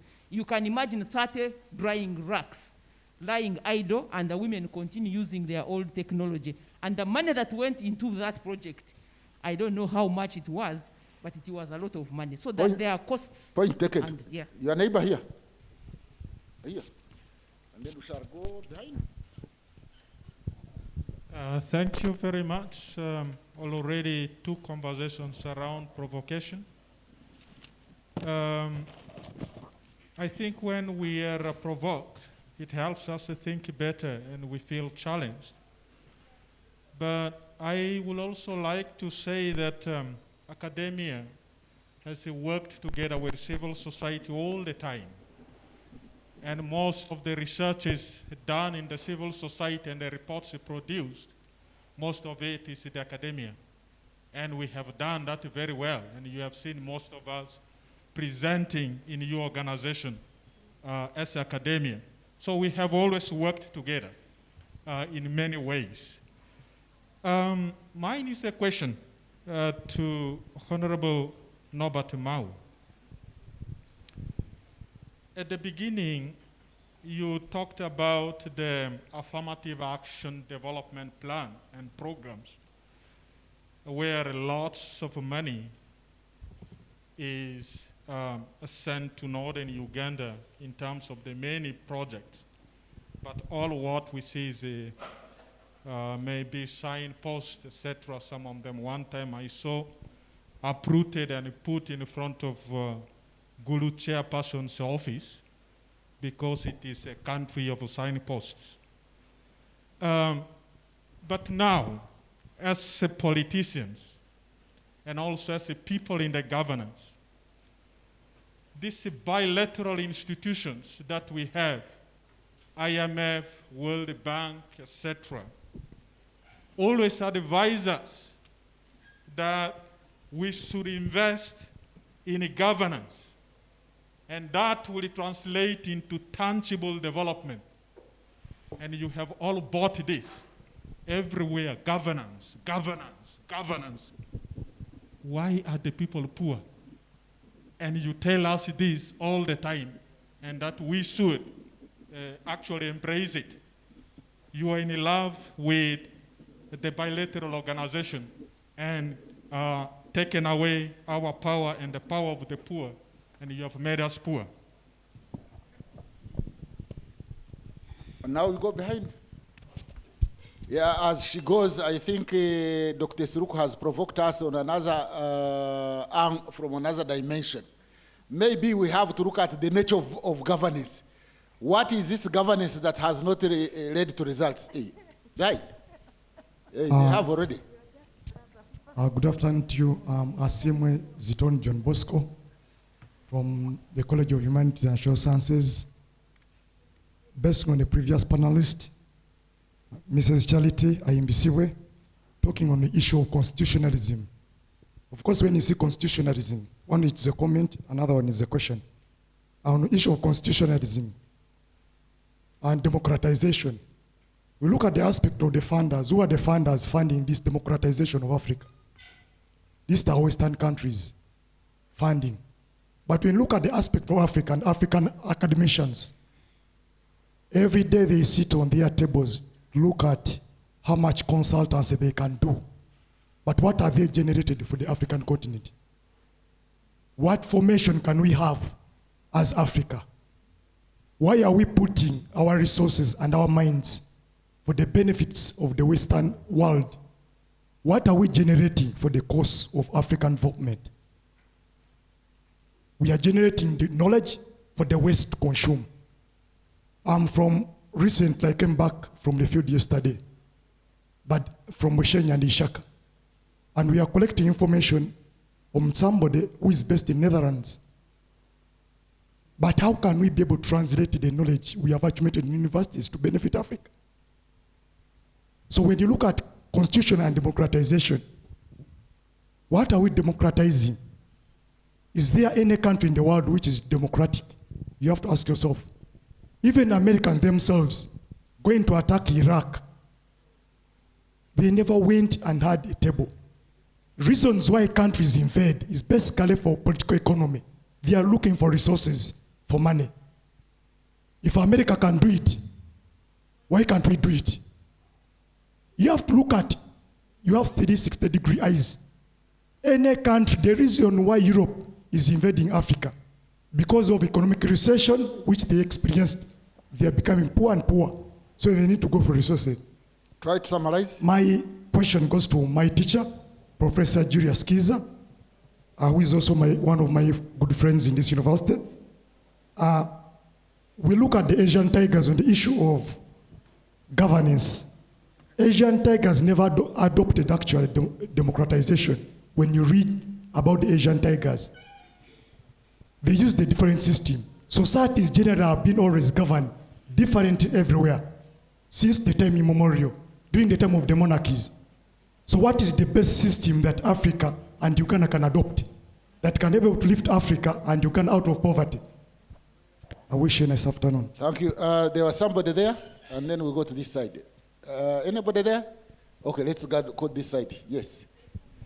Meantime, about funding, you talked about these civil society organizations being funded from outside. Even we or you, the academia, are funded from outside. And even the government is funded from outside. So the dilemma is everybody is funded from outside, including AU and East African community. Please. Yeah, I'm Kake Stephen from the Directorate for ICT Support. I'm here to say thank you for the leadership. CHUSS has been a leader in coming up with policies that impact society positively. Then I do have a question about leadership and democracy within society. I do start with a question. Why are we able to kick a ball and not able to kick a wall? Why are we able to kick a ball and not able to kick a wall? Elaborate. The reason why we are able to kick a ball because it is inherent within a ball. It is a system that does something when an event happens. Society, the Ugandan society, has been able to, has experienced dictatorship because it is inherent within the system. Hope I'm making some little sense. Yeah? If, say, let's imagine, if we took Museveni to America as the president, would he be a dictator? Sure not. Not. That is impossible because the system is immune to dictatorship. We ourselves, we have not been able to immunize ourselves against the dictators. So my question is, how can we build a system that can run without facing the inconveniences of lack of democracy, dictatorship, and all those other things that follow? I give you 1 minute or so to tell us how it can be done. How it can be done? I'm not much into the social How sciences. can it be fixed? You are not from social sciences and good governance. Yeah, I'm not much into... Okay, your name again? I'm Kakade Stephen. From which department? Directorate for ICT Support. Okay. Yeah. Somebody from that side? Yes. Behind? And then we are coming to this side. Is there anybody? No? Thank you very much, and thank you, our panelists, for tickling us. Practitioners, that's where my question is going to, Dr. Virete. I am referring to the nature of citizenry we have in Uganda. As practitioners, are you comfortable with the quality of the citizenry? And if you are not comfortable, what is the role of your societies in trying to upbring an informed citizenry that can easily adhere to the public norms and issues of social justice? Thank you. Somebody here? Oh. So, no more questions? And yeah, there is somebody.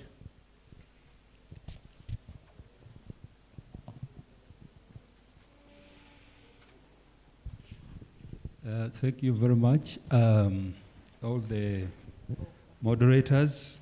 I really didn't want to ask a question to the presenters. I actually wanted to ask a question to our moderator, and it's a very simple one, because I think you summarized what they said in this statement. You said that I think all that they have said is simply saying that we want more scholars in the public space. And I really wanted to ask you the question, what is the public? What are the boundaries of the public? Wouldn't we look at this conversation as part of the public?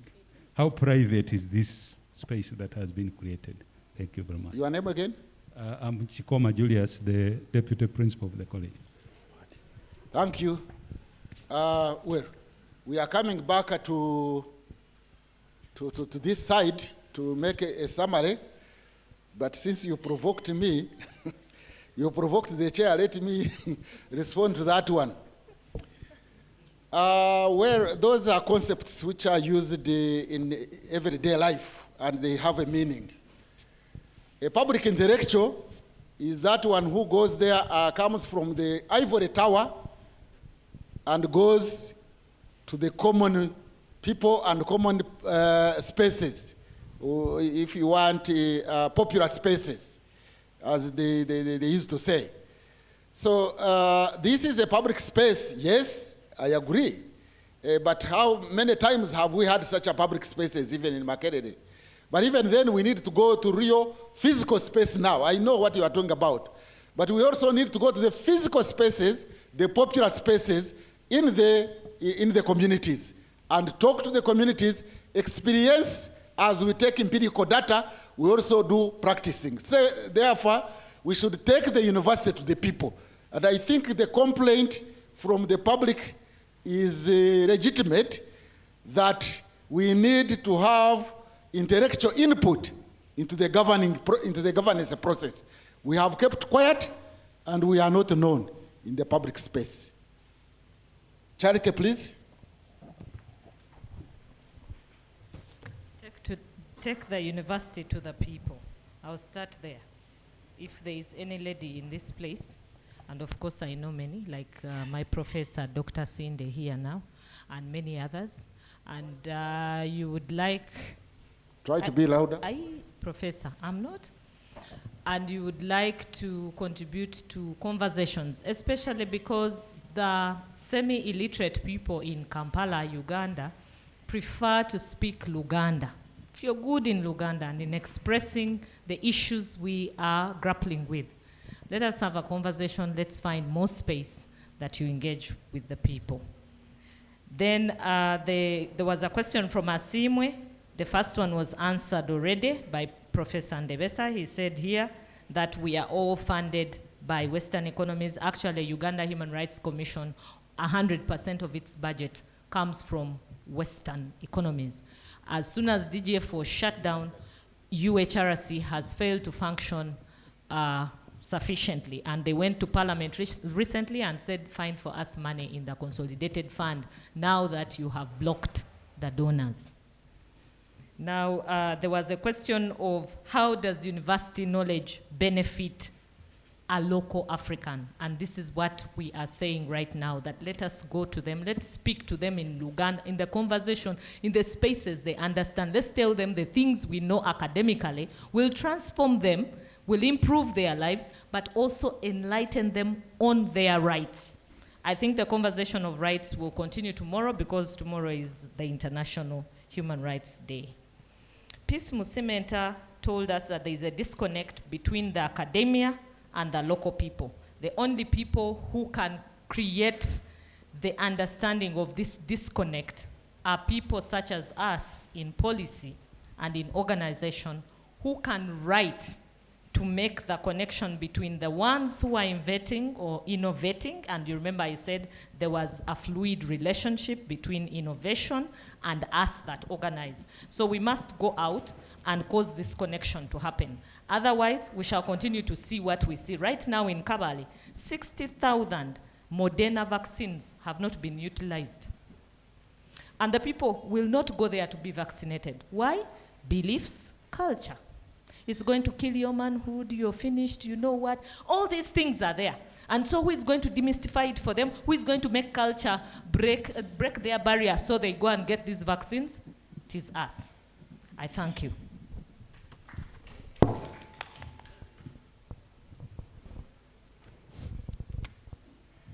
Yeah, thank you very much for the comments. I will start from the last, from Tonanuche, on the nature of the citizenry that we have in Uganda and what are we doing about it.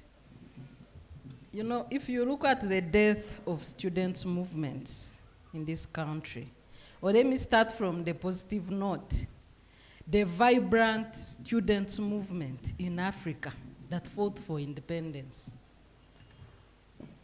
Right from the Kwame Nkrumahs that had finished education abroad, the Milton Obotes that were here in the student leadership, some of them expelled without finishing their studies. The old students' movements, led by Makerere University, of course, the #1 leading university in Uganda. Can we still see this students' movement today? Just, I think 2 months ago, the last event for the outgoing guild in Makerere, the vice president, together with the female cabinet ministers, organized the mentorship session in this university.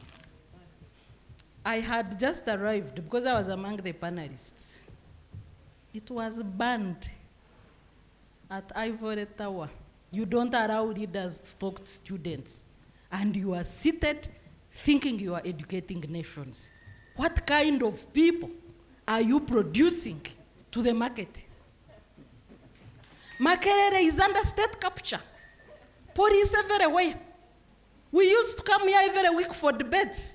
All big debates would be in Makerere. Are they still there?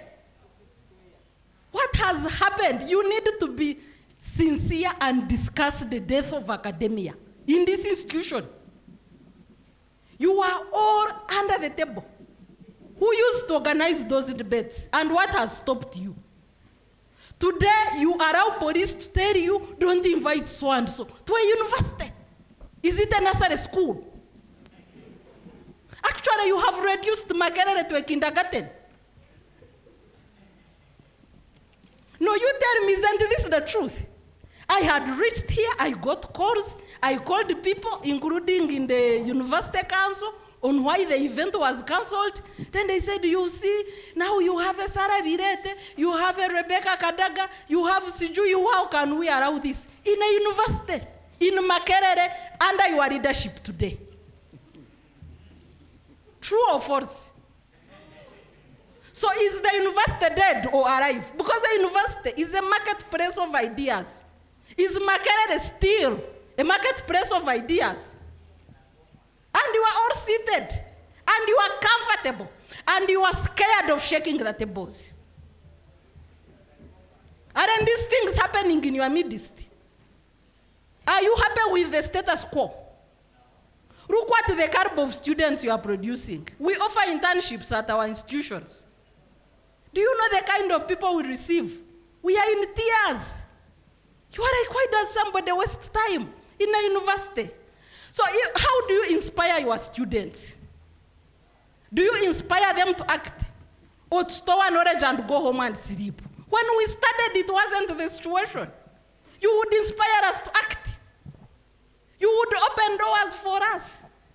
A very big debate was in Makerere. Even when we finished, we would come back for debate. What has happened to Makerere today? It is very unfortunate. And you have killed the center of building active citizenry in this country.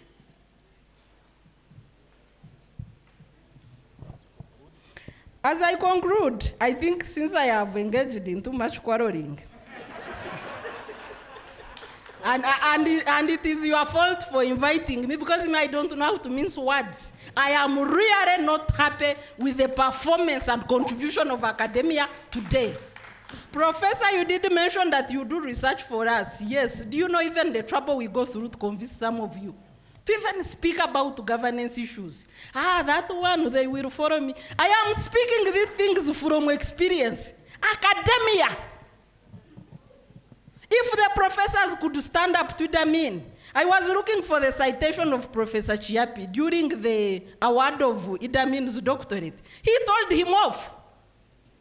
Even the brutality of Idamin, professors in Makerere were arrived and they pushed back. What is wrong with you? But we have invited you. We are beginning, that's why we have invited you.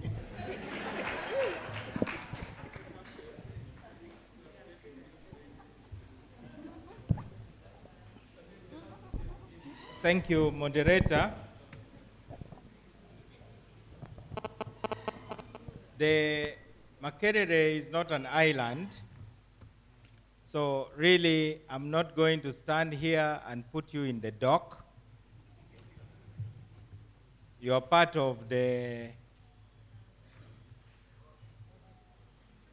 yes.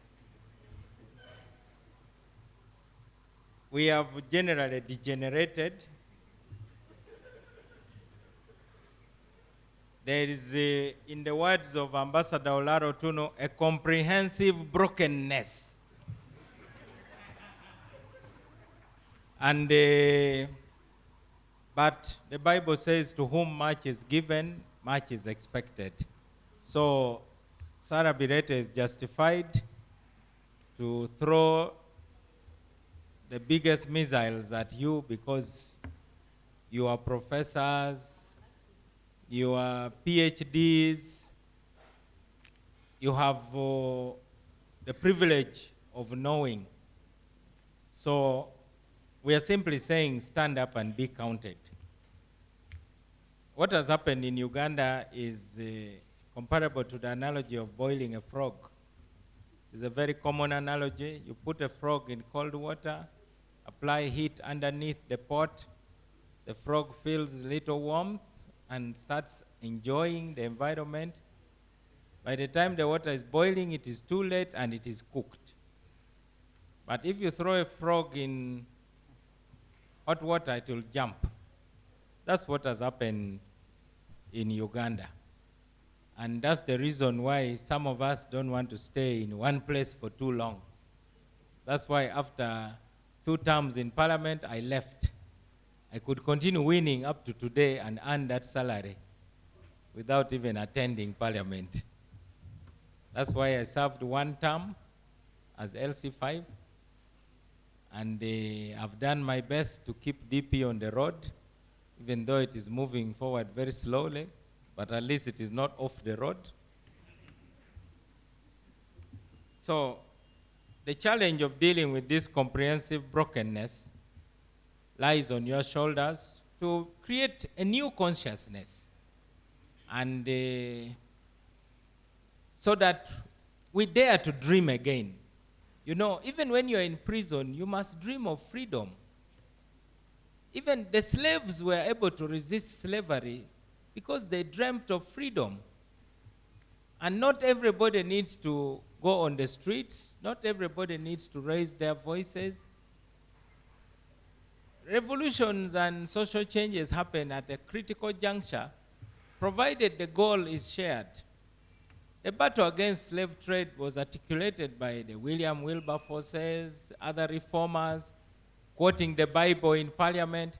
But the slaves also took it upon themselves to burn the plantations, to kill their masters. Because without that, the William Wilberforces were being ignored. Eventually, because of what was happening in the plantations, which were on fire, the slave owners said, now, why don't we listen to William Wilberforce? The apartheid regime started talking to Nelson Mandela in his suit. They even brought him to an air-conditioned prison. Not because they had suddenly walked the road to Damascus and Saul became Paul, but because the Mkonto Wesizwe made them feel the heat. That's how they saw the light. So those who don't see the light must be made to feel the heat. The direct question I was asked, I'll answer in only a few words. Are we posturing about governance? I always believe that you should do what you can where you are. The academics who have thought when they go to parliament they are going to change Uganda. I see them, I don't want to name names, I love peace today. So, when I was chairman of GULU, I realized that there are some things we could do. So when I sat in my office and I saw this multi-million-dollar project called Northern Uganda Social Action Fund, there was a weird project known as Vulnerable Groups Sub-Project. Goat rearing, beekeeping, youth welding, nothing going on. So I used my power to persuade the council to abolish it. So what we call governance is just an apology for lack of governance. District councils meet 12 times a year. They meet 6 times, each time they meet for 2 days. So it is 12 days. Can you govern a district through 12 meetings in a year? We had to introduce something called consultative council meetings. we realized that we could even do subnational cooperation. One day I wrote to a province some of you may have never heard of called Bolzano in the north of Italy, and requested the president of that autonomous province to come and visit. Since then, they give Gulu 200,000 euros every year. So the truth is, there are people who are elected into position, but it looks like they don't know what to do when they are there. So I call for little victories. My father was in the army, and he said, the first victory you must score is against a dirty shoe. Polish your shoes in the morning first. And when you look at it, you are happy. Even God started by creating things, and the last sentence in every act of creation was always, and he saw it, and he was pleased. So what are the things that are pleasing our leaders? There are some things we need to do. The other thing is to take good advice, because leaders must act advisedly. One day I had a meeting with the Minister of International Development from Britain. I was there with my poor cow. He's there with an army. Governance advisor, conflict advisor, agriculture advisor, environmental advisor, infrastructure advisor. He had like 14 people. And I'm here outnumbered, that now we are talking how to cooperate. So being myself, I said, sir, you can see that this is a very unfair conversation. Can you first start by approving money to pay for a technical advisor for me, Norbert Mao? And he agreed. And I managed to repatriate a young man from Oxford University to come and be the technical advisor. Some of you ask, how did Gulu in its small way manage to overtake Wakiso in 5 years? Because the leaders we have assumed that if you're an idiot and they vote for you, you suddenly become knowledgeable. Votes have never increased anybody's IQ. Votes have never increased anybody's knowledge base. They can only make you puff like a cockerel. So, governance, I think, is important, but we must drive what governance means for us. If you have an LC5 chairman who is embroiled in conflict, I had only one DP councillor in Gulu out of 31. Then allocation of resources. You have LC5 chairmen who are more interested in buying cars. For the 5 years the budget was presented, I kept cancelling the item of chairman's four-wheel drive, which would have cost the district definitely between 100 and 150 million. I got a pickup which had been taken for NADS. Of course, they quarreled. I told them to use a tractor. I kept on driving in that pickup up to the end of my term. I pushed NUSAF, and I even wrote to World Bank to authorize that my councillors each get a motorcycle. Now you have the chairman with a government car. Then you have councillors pretending that they can monitor government projects on foot. It is ridiculous. So I wish local leaders were better motivated. I wish MPs, for instance, assuming the government said blanket salary of members of parliament is 10 million shillings, it would be like throwing tear gas in parliament. People would disperse. Because there is no incentive for people to go and be LC3s. Now, every constituency is receiving 350 million shillings this financial year. In fact, in the remaining quarters. What is the quality of people going to make the decisions? The cows are talking to semi-literate leaders, and whenever they are questioned, they say, Mr. Chairman, this is technical. That was the first thing I blasted them about. So I said, I went to school, I know what is technical. You have no right to lecture me about what is technical. But they generally electrocute our leaders. So I think governance is important, but part of the things you can do is to also embrace these leaders. You are here in Kawempe. Have you ever invited the councillors of Kawempe to sit here and you say, by the way, we want to talk to you about how to have a good meeting, which is productive?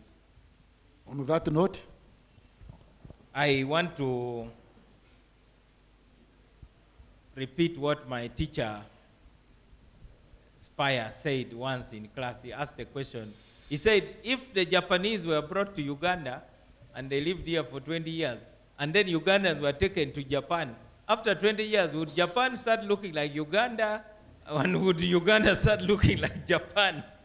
So, the best assessment of your success as CHUSS is the quality, our human capacity. It doesn't matter how much barrels of oil we have, how much gold we have, but if the human beings are not having the capacity, after 20 years, for sure, even if we went to Japan, Japan would definitely be like Uganda now with the potholes and all the glorious scandals we have. Thank you. Thank you. Professor Chief. Thank you, Chair. Allow me to state that my understanding of dialogue is pedestrian. My understanding is that the panelists do not have the monopoly ownership of answers, and that the people in the audience do not specialize in only asking questions. I thought some answers would come from the audience and some questions would come from the panelists. Chairman, allow me to begin by asking, because I was told when you're a panelist, you're also a member of the audience. Two simple questions. 50 civil society organizations closed down by our repressive regime. What spaces exist for civil society to continue doing their role, even in this complicated environment? I mean, you're not the first to be repressed by the regime. Some of the people who led African countries to independence were writing their messages on toilet paper and disseminating it to the activists, directing, coordinating struggles. Here you have digital spaces. And I think we need to learn from the priests. When COVID-19 locked down the churches and the mosques, they said Satan is a liar. You have closed down the physical building, we are opening virtual churches. So to what degree are these civil society organizations leveraging the existing technologies to ensure that the work continues, even under the difficult circumstances? Question number 2, isn't it a shame to be a citizen of a country where human rights are imported, where financing of the Human Rights Commission is 100% by donors? In other words, can we have imported human rights gaining traction in any one sensible country? These are questions I'm posing because I'm also a member. Now, coming to answer the questions. The Chair, allow me, I got 2 direct questions. But I am allowing you only 2 minutes. That's okay. But allow me to address the hottest question of the day, namely academia. Where are you? Why are you not occupying your spaces? And I think this is the most important question of the day. Allow me to confess that I am not the Vice Chancellor of Makerere University, at least not yet.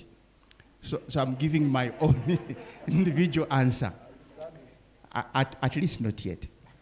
I want to submit a few things. Number 1, the issue is not essentially the role of the academia. I think the issue is the role of the intellectual in the governance of our country or the misgovernance of our country, in holding duty bearers to account. And I want to submit that Makerere is part of a larger ecosystem, and we appreciate that.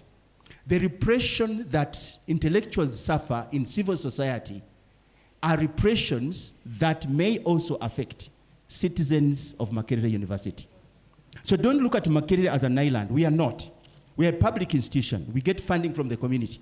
But the most important thing is Makerere's mission is to produce intellectuals. And we are doing that every second, and we are exporting them. And that's why we invited you back home. So when we export intellectuals outside, we are spreading our reach, meaning that our functionality is increasing not through our direct involvement in conversations, but by magnifying the fighting forces. And that's why the debates in the 1970s, Ali Mazrui and the Gang of Four, you may talk of the Gang of Four. who were very vocal. That was a debate concentrated in Makerere because there were few graduates outside. We have now produced millions of graduates. And these are now, you talk frontline. You don't see an academic on the front line, but you see intellectuals. Yes, we don't agree with everything you say when you stand on the front line, but at least we know these are our graduates. They are our products. Even when they make an error, they are making it with good intentions. I want to be abundantly clear. For us as academics, the belief is that success without a successor is no success. It's an illusion. If we succeed in shaping public conversation, we would rather train people and have them go out there as ambassadors, rather than continuing to dominate the conversation and the social spaces. But I also liked my sister, Virete, who is saying, where are you? Now, it's good you're asking a question like the preacher on the Sunday, who is preaching to people who have come to church. Why are you few? Why don't you fill the church? But Mr. Preacher, Madam Preacher, we are here. So I think the sermon should be taken to those who have not come. So I am thinking that we are there. And now allow me quickly to go to the Professor Rutabajuka's question.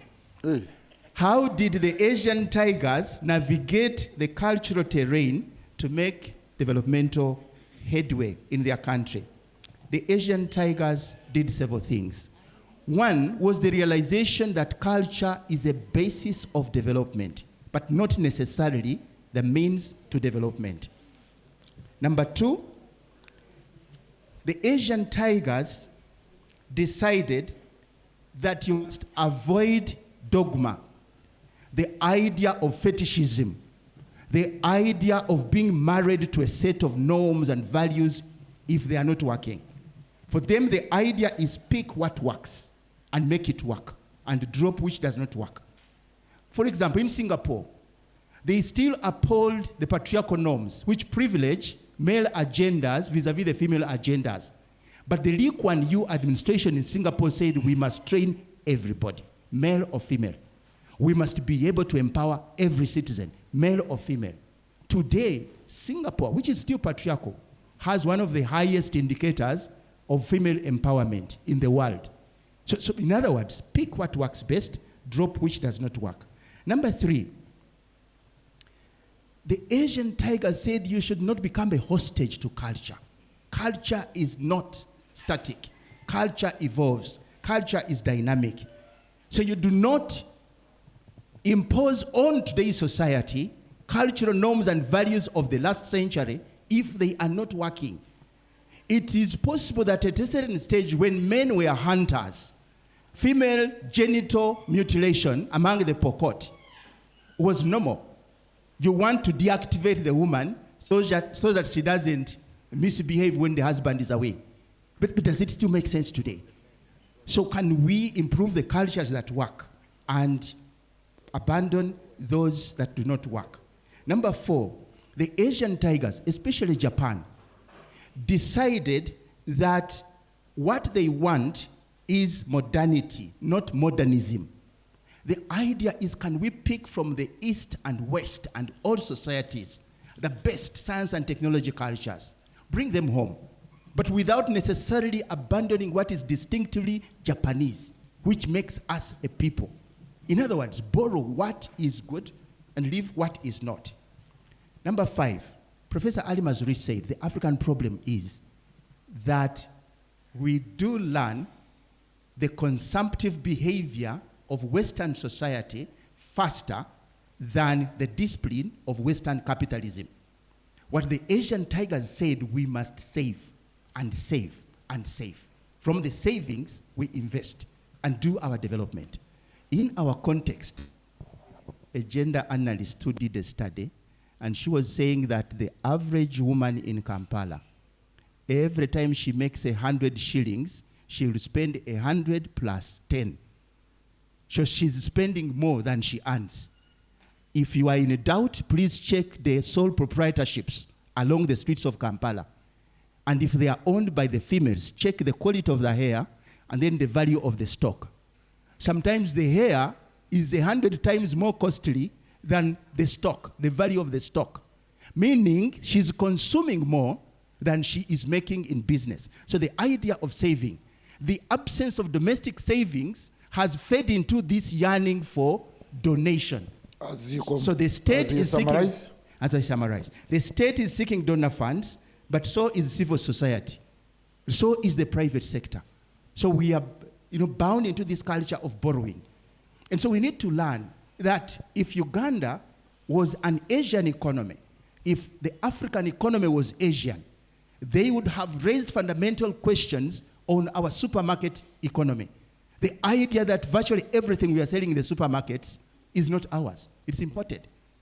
I know the elites in government have said we are living in a global village, but what they don't understand is that this global village is political.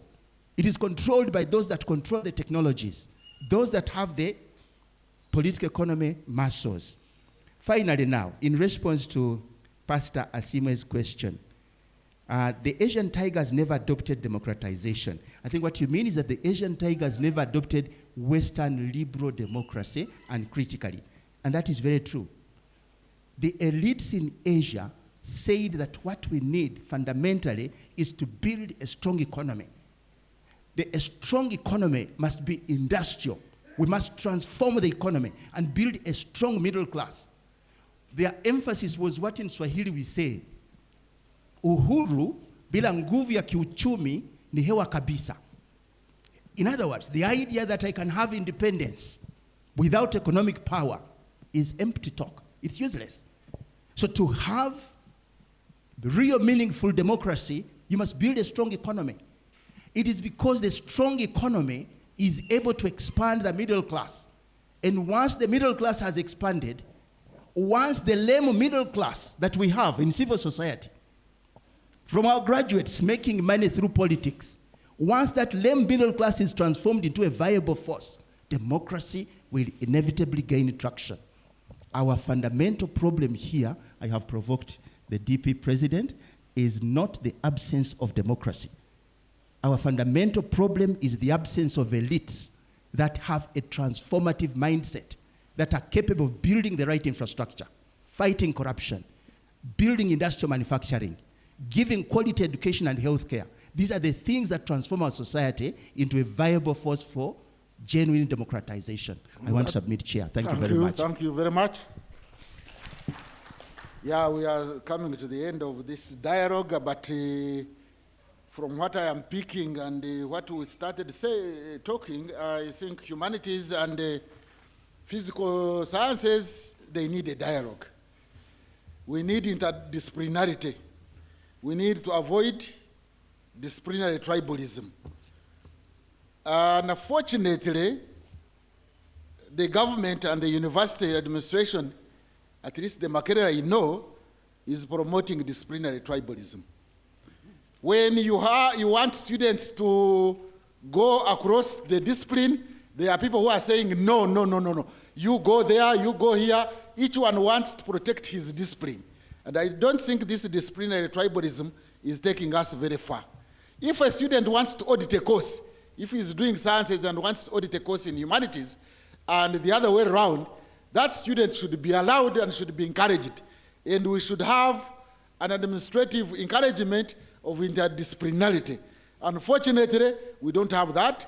Government is also promoting actually not only disciplinary tribalism, actually real tribalism, it is promoting conflicts and disharmony in secondary schools, in universities, paying these ones more than the other, and that's unfortunate. So on that note, I'd like to invite the organizer to come and give us the concluding remarks as we wait for photographs. Okay, thank you so very much, Mwalimu Mwambusya. Thank you very much to our panelists. I think they deserve a big round of applause. And thank you very much to our audience. You've really been so good. We extended this conversation from 2 hours. Originally, we had 2 hours to deal with. We said we'll extend it to 2.5 hours on the program, and we've tried to deal with that because we started from 2:30. We've ended it at a few minutes past 5, because we knew this time is much needed, and even tomorrow we'll have the same time. Indeed, we do need a lot of conversation. I won't really give conclusive or concluding remarks, but I would like to give us some hope. If we look at the poem by Martin Niemola, I know most of you do know it. I'll read a few bits of the stanzas. First, they came for the specialist. I did not speak out because I was not a sorry. First, they came for the socialist. I did not speak out because I was not a socialist. Then they came for the trade unionist, and I did not speak out because I was not a trade unionist. Then they came for the Jews. I did not speak out because I was not a Jew. Then they came for me, and there was no one left to speak for me. Ladies and gentlemen, in the spirit of keeping hope alive, they came for the humanities and the social sciences, and we did not keep quiet. We have actually started.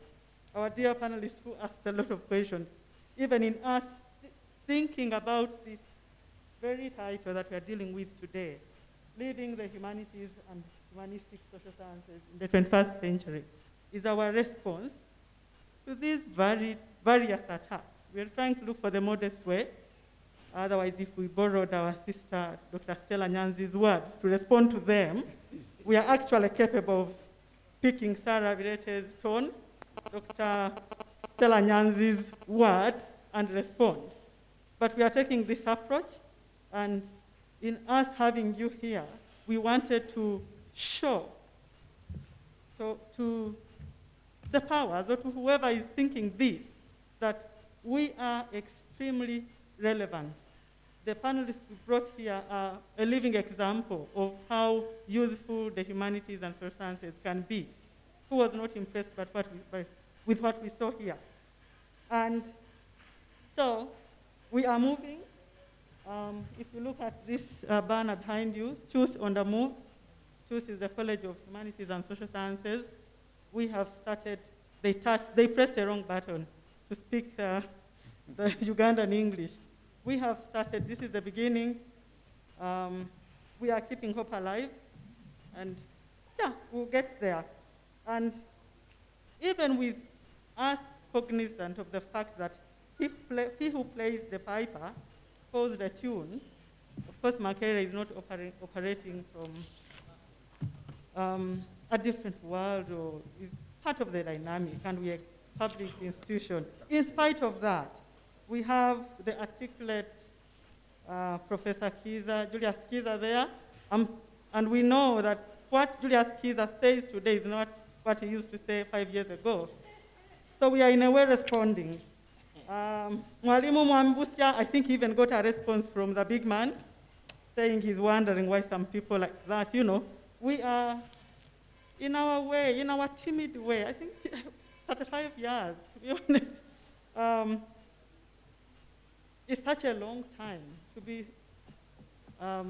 in a system that is using the same method that we always hope, we all pray that can change. So anyways, as we end, in the spirit of keeping hope alive, even tomorrow we are having a conversation. You're very welcome to come as participants, and you will give us very useful insights from the audience, I believe.